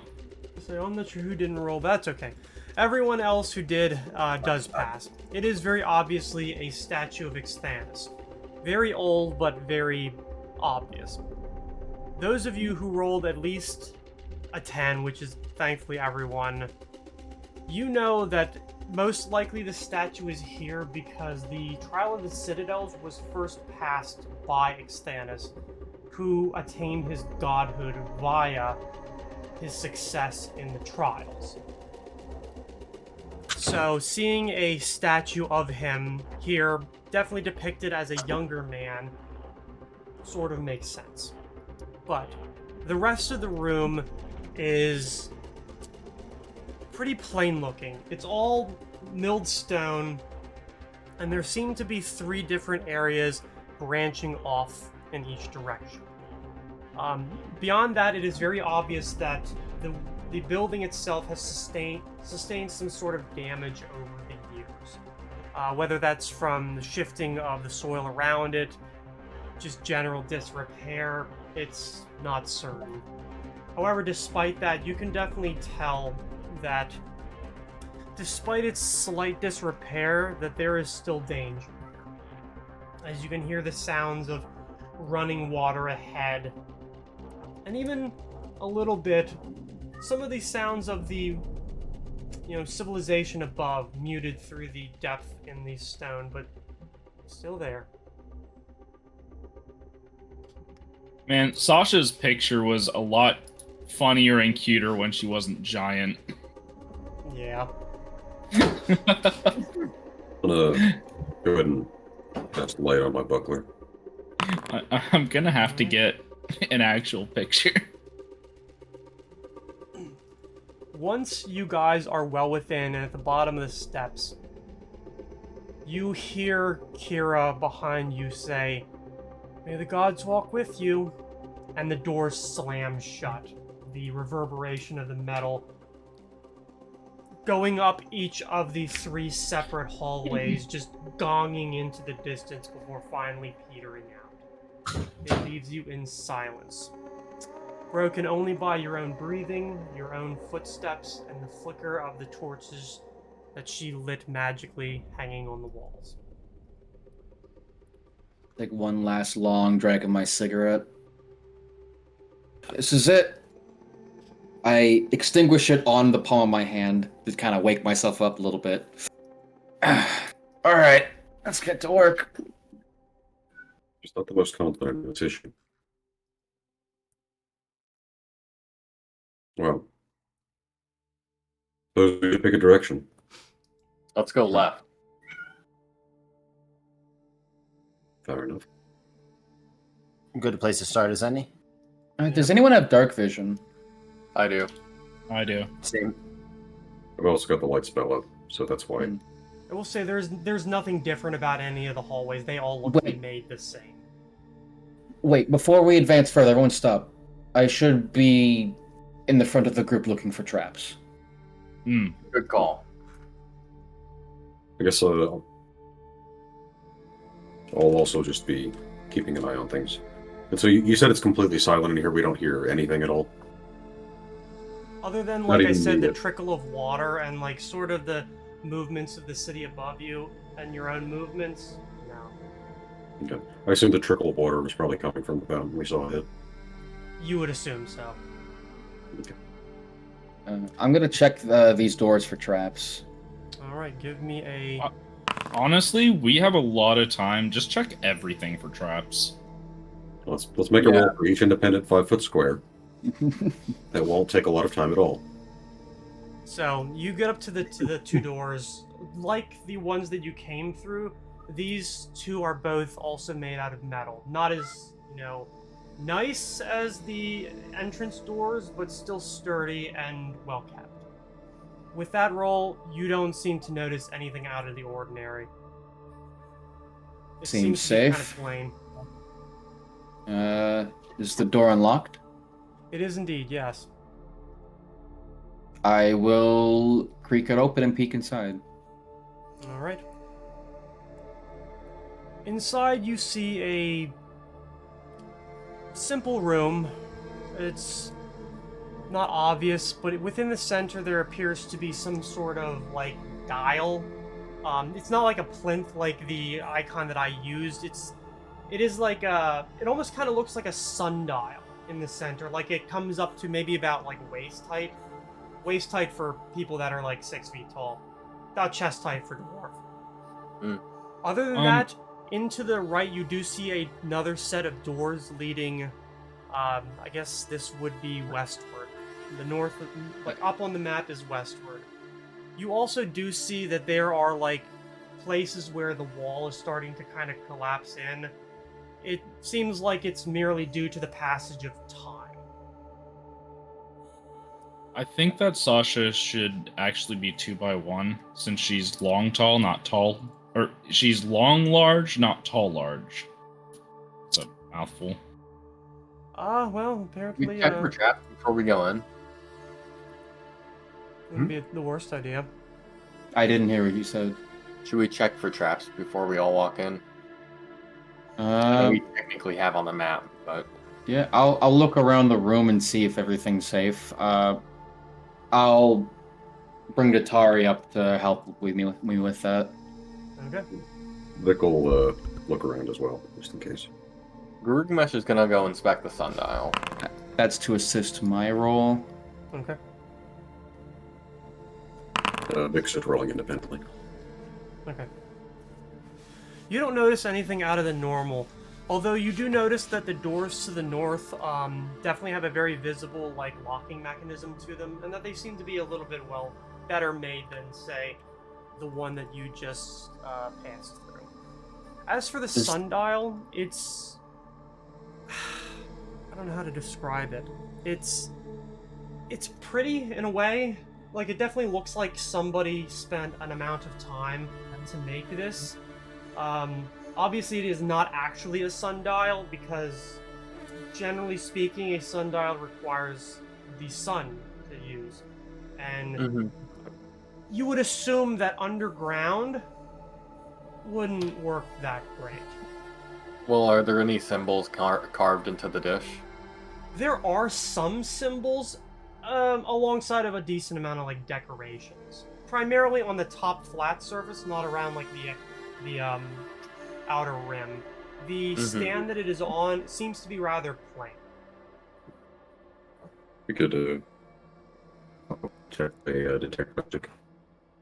That'd be good. As we're moving through. What if we filled it with water? Is didn't think to do concave that. or is it just the dial? I thought it was Is it concave or is it just like flat? It is slightly concave, but not in a way that would indicate that it's like a fountain or bird bath or something like that. Maybe something might go in the recess. So I'm going to say, like, what do you say, like, maybe 30 seconds have passed since entering? Sure. Yeah, thereabouts. Okay. And then is this entrance to the north? So, Daxius, are you going to make an attempt on the doors? I was gonna ask, but I didn't know if the trap checking was included the doors as well. Yes, it would. Okay. Then. Oh, yeah. Right. Okay, that perception check. You don't notice anything like trap-worthy, but you do notice that it is a rather nice lock. You can probably brute force your way through it, but it'll take a little bit of time. Okay. Gurgmesh is gonna roll to brute force through it. I'm going to put a hand out and stop you. Please don't. Your arm got in the way. I'm watching behind us, by the way. You bring up the hammer and bring it down hard on the door, and you just hear this, and everybody kind of has to suffer this gong as like the metal contacts metal and the whole thing just reverberates. It is painful. And a few seconds after that, the other doors close. Gurgamesh, when I say don't do something, don't do it. Thought I could boss my way through. It looked flimsy. The room, which was not lit in any way save for the sources that, you know, I believe Vic cast light on his mace or armor or shield or something like that.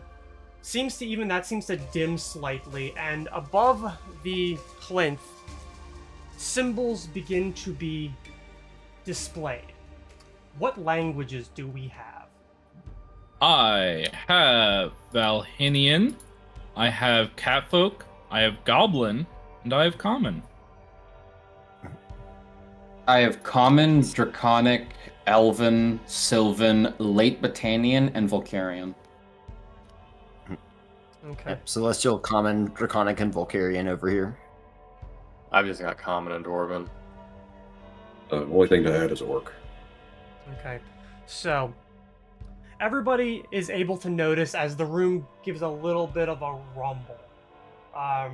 And in very bright, very obvious blue lettering, those of you who speak Draconic see, you know, displayed up 12, 11, Oh shit. 10. Fuck, I begin picking the door's lock. I try and bash I'm the gonna- door and bide down. Let's take a look at this thing in the center one more time. Yeah, give me a So- perception. I will say that, oh, by the way, as it displayed that, you see that something has slid up out of the center of the pole, Oh, looking kind of like a button. Oh. Yeah, I'll, I think we'll also take be it- investigating the plinth. I'll take a look like around it to see if there's anything else that's changed. Other than those two things, that is it. press the 9, button. Press the button. 8, I press the button.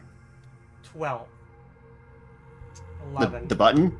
12, Oh, 11. Press it again. okay. I do. I look around the room to see if there's any writing on walls or anything. I guess give me a perception. I'll while you guys do things, I'm not going to continue counting down because these things are kind of happening simultaneously.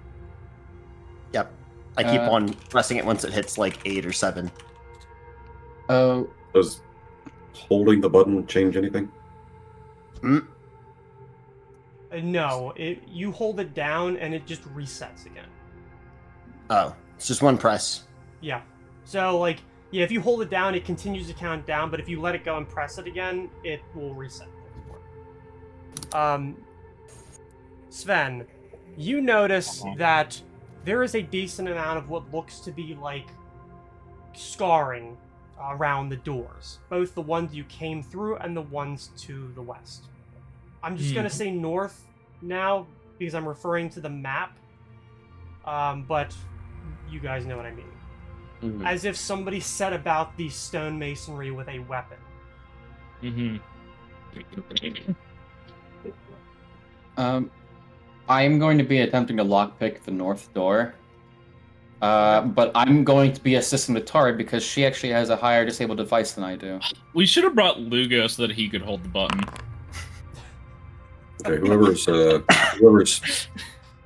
Good job. Now here's your exactly enough money to feed yourself for today, and Fucking gonna give you a guidance, but Oh, I didn't hear you in time. yeah. Okay, well, I rolled the... Oh, never mind. she sets about working on it. Even with the assistance, which I believe is a +2, that doesn't pass. With the guidance, would a 30 pass? No. Okay. It would not. Fuck, this is gonna take a minute. I'll keep pressing it. Does the Take as door long appear as to you be need. magical? Sorry, say again? Does the door appear to be magical? Is anybody casting Detect Magic? Yeah, Vic did. Yes, it is.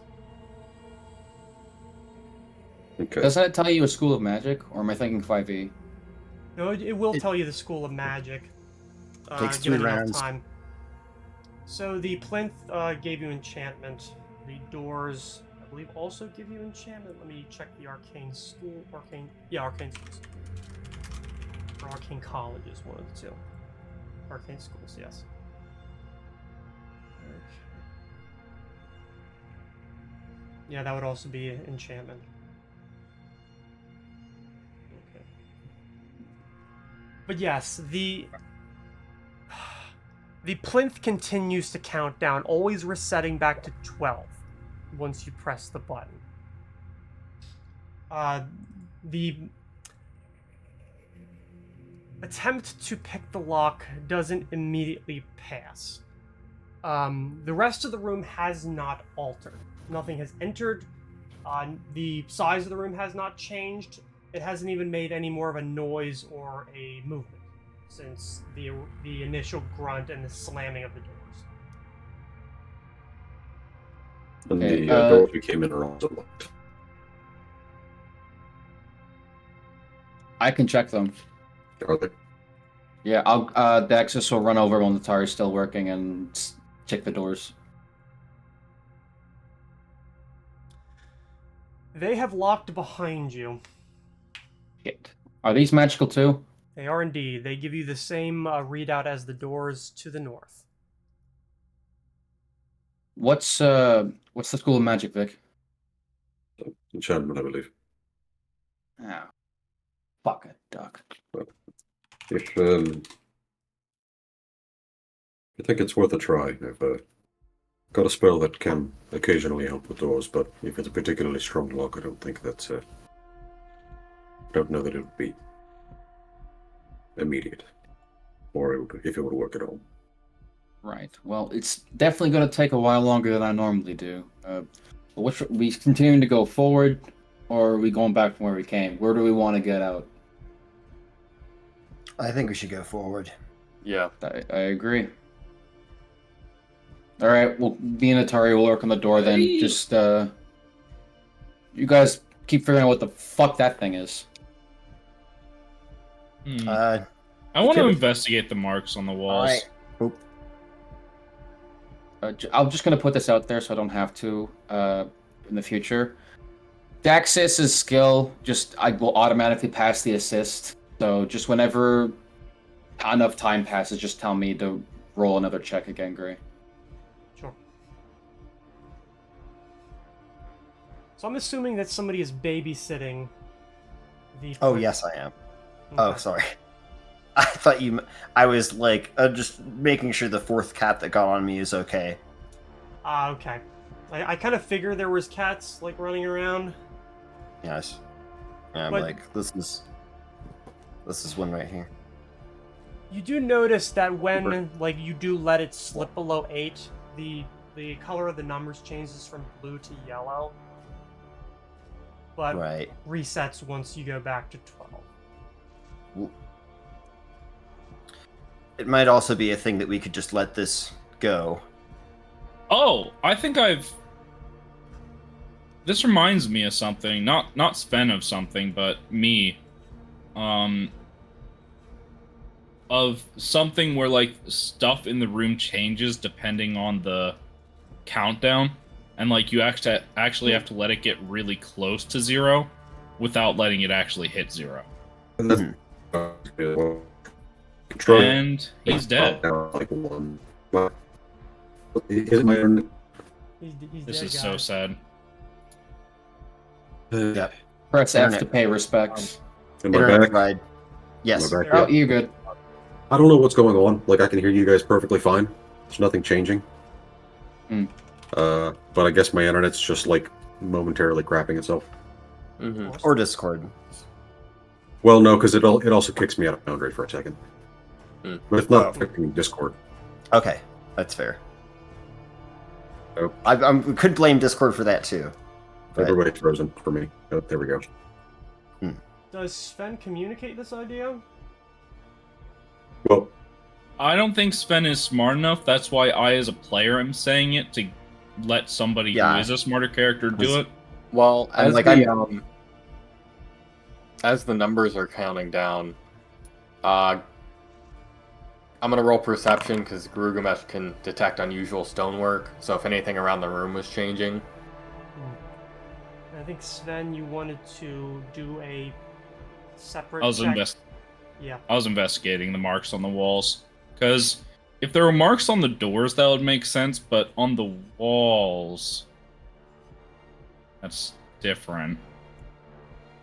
Yeah, so I think I should be back now. I switched over to a different internet.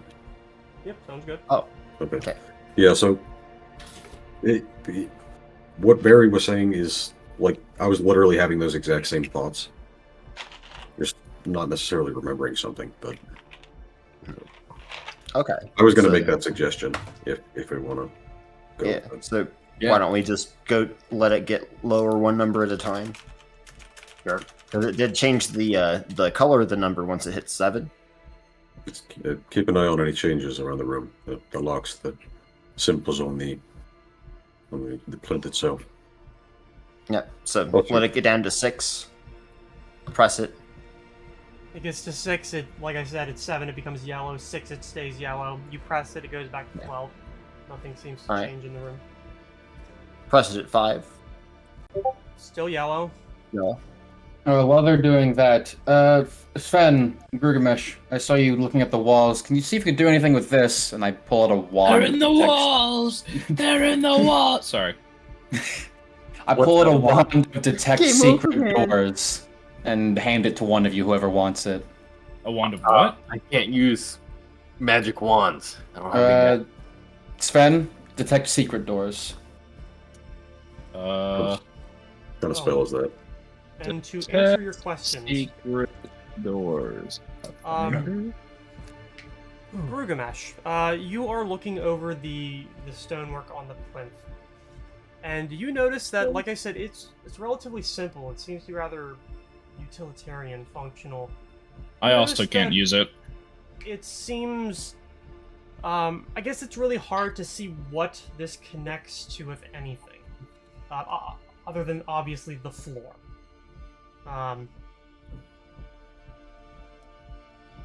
Sven, Mm-hmm.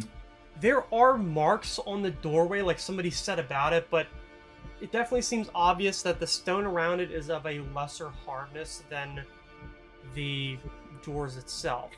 But you do notice that most of the cuts are not super deep, and I guess even with that check and those that you've had before, you've seen around the room that everything seems to be rather plain. There is some like collapsing. Obviously, the age of the building and the room has gotten to it, but you don't see any like signs of like there are no bodies, there are no bones. You don't see any shards, anything like that. It seems to be relatively clean in, you know, that definition, not physically clean. Gilgamesh, you're familiar with stonework, yeah? Yes, it's seems to this structure in the room. It doesn't seem to be hatched right here, and I point out the spot to them. I'm not quite sure what to make of it. Well, I have a question, if you don't mind. How old do you think these scratches are relative to the age of the room?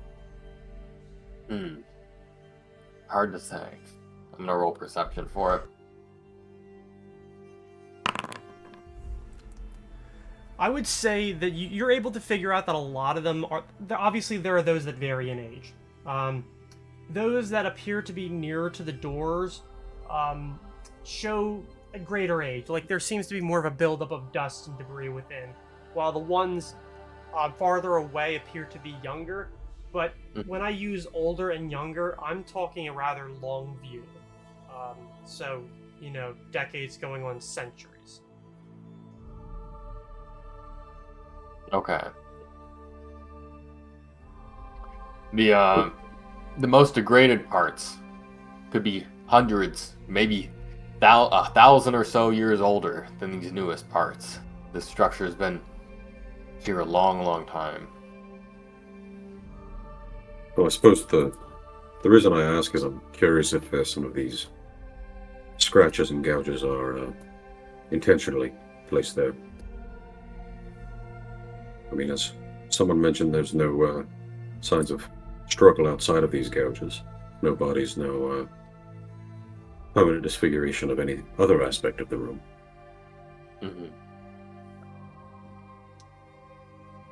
Actually, can I just a quick glance try to like sift through some of this rubble here to see if there's anything down there?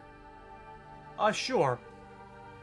Honestly, like going through it, you don't see necessarily like anything buried within. This definitely strikes you as being part of the wall around it has collapsed in somewhat. Like in the top corner, you can kind of see where a part of the ceiling has just sort of caved in. And looking around the room, we don't see any indications of like damage outside of the slashes and gouges. No like burn marks, no magic marks. No. If you let the number get down to 3, the color becomes red. Price. The more we look at this, the more I'm inclined to say this might just be a trick. So, when I was doing detect magic on the little plinth itself, was there anything outside of whatever was enchanting the numbers?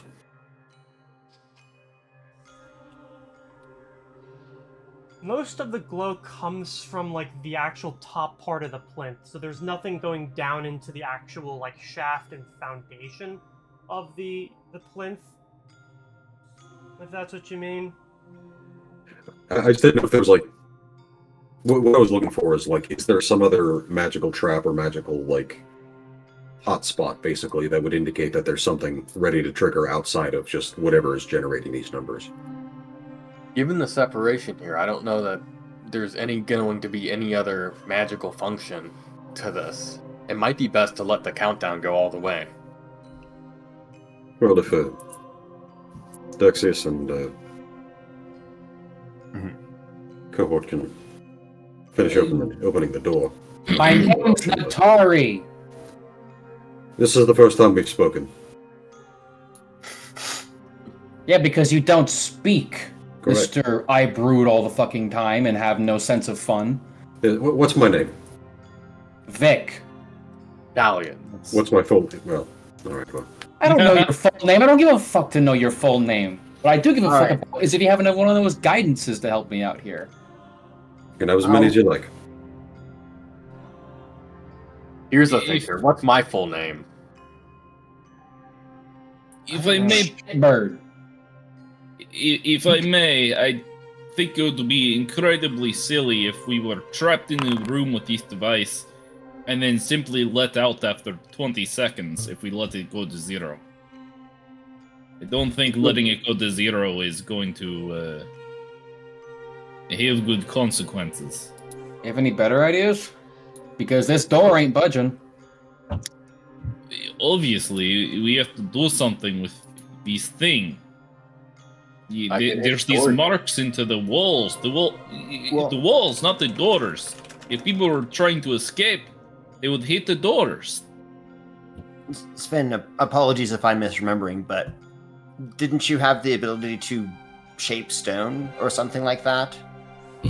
Yes, I do, but it's powerful magic that there must be something. If we were meant to be simply trapped in here, then there would not be this device. The doors would just magically lock, and we'd be trapped here. What is the purpose of this? That's what we're trying to figure out. This place is a test. It's not a malicious. Maybe it is malicious, but it's not just. You know what I mean. We're being tested, not trapped. If that makes sense. I think we're being both, actually. Yes, but I'm saying there's some kind of solution. I don't see it, but That's what we're trying to investigate. We're trying different options. We're looking at things that's around the room. But I don't think letting it go to 0 is the answer. It Maybe wouldn't not. make sense. But it is an option. We don't have to make it our first option. We can continue to try to investigate. I'm just putting it out there. I'm just putting my thoughts out about letting it go to 0. I've had the thought as well. Not just Pretty because much. it's getting annoying. What do you think the likelihood is that you could break out some of the surroundings in the door? Here, Fernix, I'll do the button. I Okay, thank go you. over and I. Not that my arm is getting tired. Phoenix, if you're free, I can't really leave the door. I need to help Natari, but if you can use this wand of mine, maybe you can help. The only one who can use it is you. No. Yeah. Gotta use Oh magic wait. items. Oh right. Sorry. For some reason, my brain thought maybe because of your cleric subclass, you could use sorcerer wizard spells. But never mind. I am the only person who Oh. can use it. Like I think I have used magic device actually. Yeah, it's Yeah. I might be alchemist, able to. alchemist, bard, psychic, sorcerer/wizard, and witch, and subdomain revelations. Yeah, I hand it to you because I assume you can attempt to use it, and knowing you probably succeed. It's either an arcane or divine wand though, but I'll still try to. I Make it happen. believe it's an arcane one. I did it. Actually. Yeah, just flat DC 20. So boom, sacred doors. I try to detect them. All right. You use the wand, and nothing immediately becomes apparent. Nope, don't see anything. God damn it! Well, if it makes you feel better, I can be ready if we let it hit 0 to possibly disrupt any effect. If it's magic, anyway. You can do that? Yeah, I've been dispelling magic like the whole time that you've known me. Oh, I thought you were talking about like some kind of counter spell, something different. Well, it would be a counterspell of sorts. All right. Well, I don't see any other options currently. Vic, what was it you said? Well, another potential idea. It seems that, at the very least, it's pointing toward being able to demolish some of the walls outside of the doors. That's to loosen things up. If you want to try that, you could. But out of character, you said there were like some symbols and stuff on the plinth. Are they words that we recognize? You said, are those the ones that were in Draconic, or was it the countdown that was in Draconic? The numbers that are displayed are in Draconic. Okay. And the symbols on the plinth itself, are they a language that we recognize, or are they just like runic symbols? They are symbols that those of you who are versed in some sort of like actual educated magic might be able to identify. Oh, so read magic, gotcha. I didn't see those before, sorry. Switch over to read magic. Okay. We'll see if we can figure that out. So would that be spellcraft or knowledge arcana?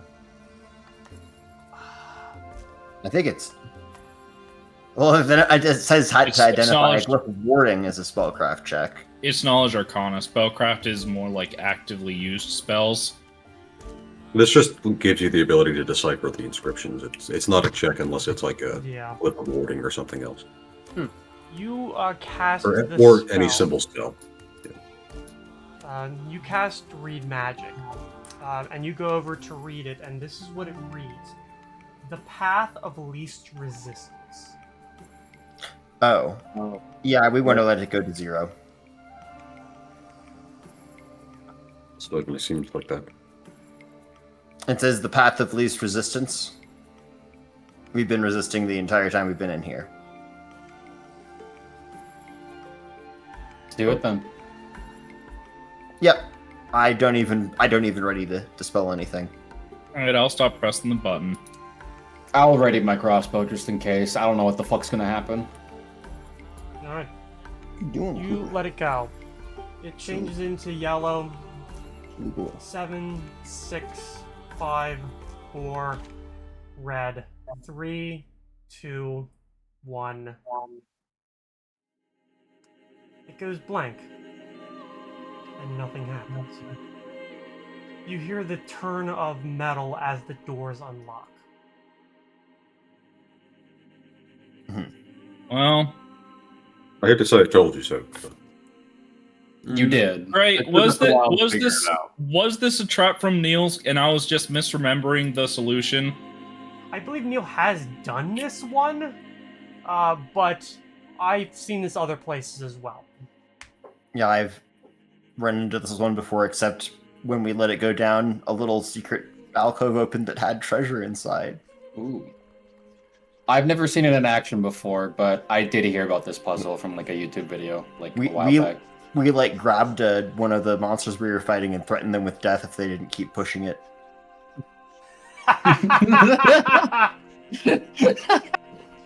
That's different.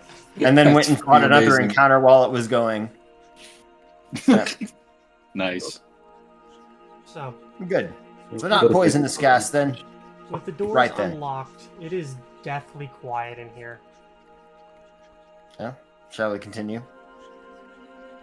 Yeah. That's it. I'm taking another look at. I open the Make door sure. behind us to. Or anything. It opens up into the hallway that you came into. I close it. Well, it would be rather cruel, but Natar, do you mind checking it for traps again? Yes, sir. And this is that was to assist me. They failed. So You don't notice anything out of the ordinary. seems fine to me. Fair enough. So, the doors open, and what you see on the other side is a room about the same size as, I guess everybody stop moving because I'm wondering why the thing is not working.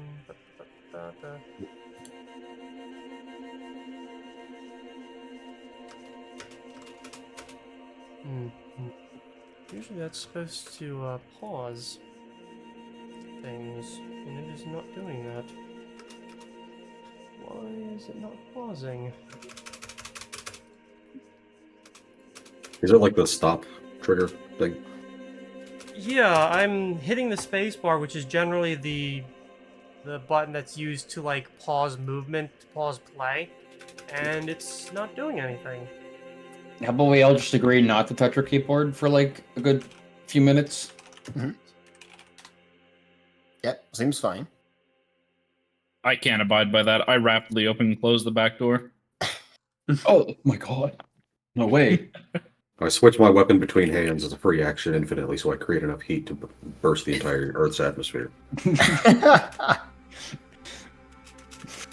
Yep, it's just not Has it- working. That peasant railgun technology. It's the first thing my brain went to. It's a game changer. I think my favorite one was hearing about doing that with the you do that, but then you put the oil of impact on it to really, Oh no. make it more of a peasant pile bunker at that point. But then the peasants probably won't do it again because you blew up so many of them at the end with the oil. I love when Foundry like really fucks me over. Right. Usually, it's usually very good. This is a new one.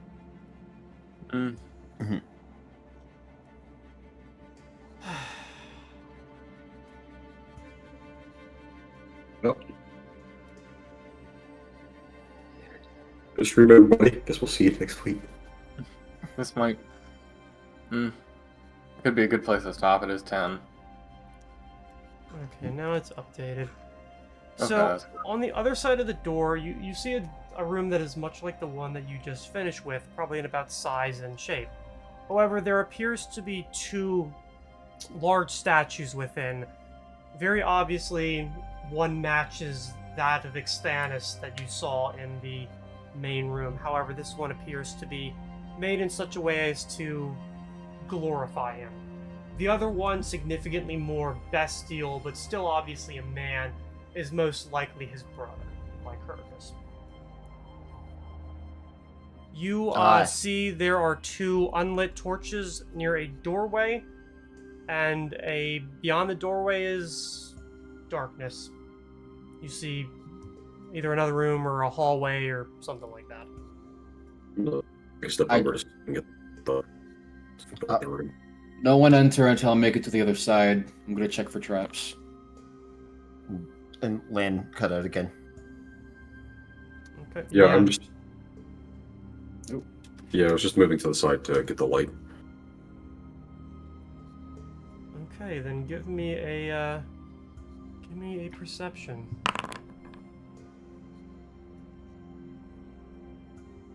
So, you get to about where you are now, and you're looking around.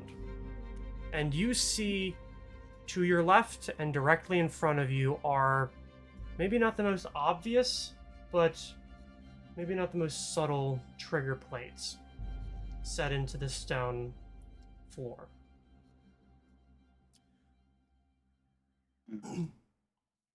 Where You did see you right say? in front and to the left. There it is. No, to your left. In front To of you my- and to your left. Do you have a dark vision or just low light? I just have low light, but Natari has dark vision. Okay. And Vic has a light source. So here then, Yeah, to your left and directly in front of you. there are pressure plates all throughout this room. I only see 2, but there's likely more. Yeah, I- I see. take a look. So, like, I'll just cautiously just take one into the Yeah, I understood that. I know what you meant. You kind of cut out, I but got I the understood drift. what you meant. Yeah, I don't know. Real. Well, now I can't understand. Yep, now he's Yeah, I dead. did. Oh, we see you fine. Yeah, I don't get it. It's like my internet is just crapping itself every 6 seconds. So, Also taking Oh. control. Holy fuck. you're seeing, at least within, like, because you have low light as well, but you at least have illumination. You can definitely see that there are trigger plates directly to your left and in the corner to your right. It's hard to make out anything like farther away, but you're pretty certain that there's a decent amount of them throughout. Vic, is there anything look magical in here? Magical, Now- no. Is it a pressure plate like literally every tile I has can- them, or like we can navigate through them? You think that you can see a way that you can move through.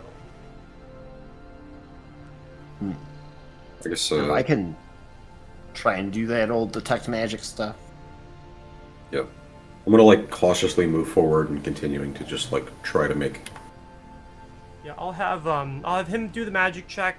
You can take a step forward, and then we'll wait for the result of his.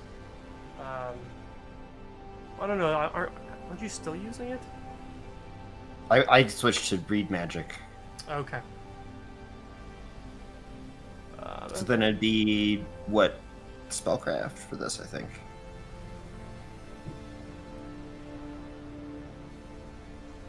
Yeah. Let's just find out, shall we? Okay. It's yep, knowledge arcana. Okay. The two of you who are in the room, give me a perception check.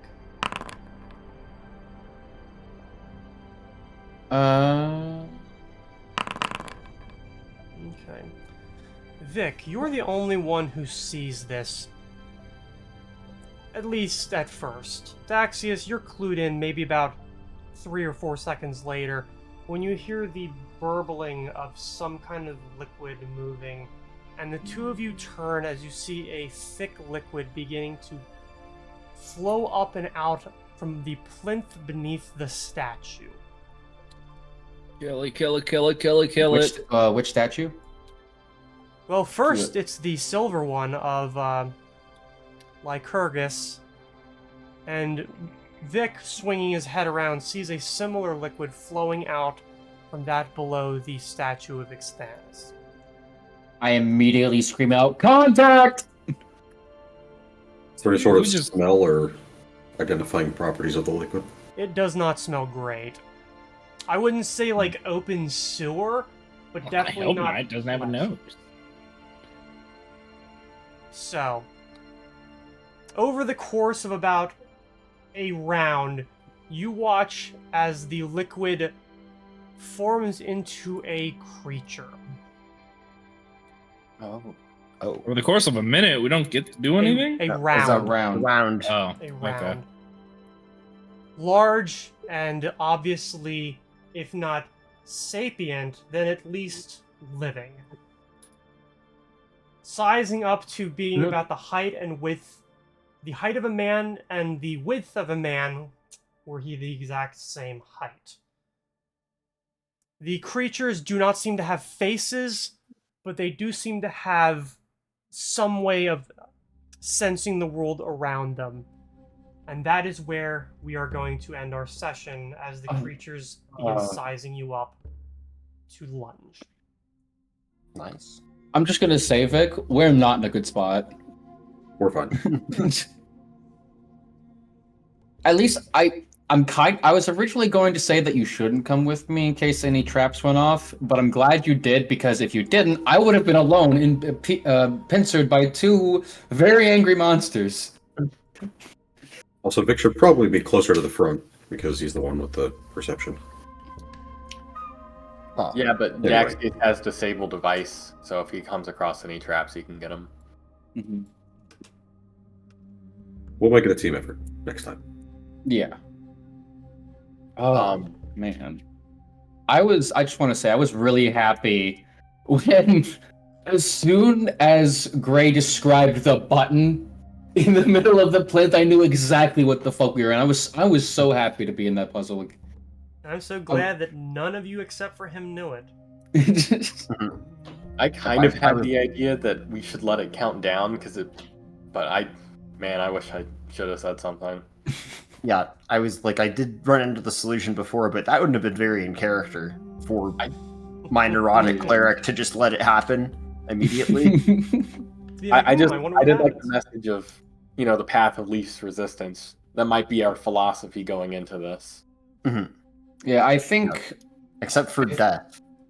There's more resistance to dying. Yeah. Well, I meant we have a tendency to overthink. We Yes. do, and I think Yes. this is a bit of a refresher to say, hey, don't overthink it. That was the point of this. It's That was for you almost as like players. being art directed. Yeah, that was for you as players, not as characters. It was a direct and personal attack. I just wanted to make sure we all knew that Gray intentionally hurt us by putting that in there. Yeah, I'm gonna cry myself to sleep Feelings have been tonight, wounded. and it's your fault. Yeah, session. Good job, everybody. It was an amazing session. Yeah. Thank you once again, Dungeon Master. Yep, thank you all for playing. I will catch you all next week, and for those of you watching, we hope you had some fun, and despite all of the strange technical difficulties, the fun activities of cats on stream, and the ever helpful internet access that we all deal with. So we'll catch you all again here next week. So until then. Yep. Hope to see you then.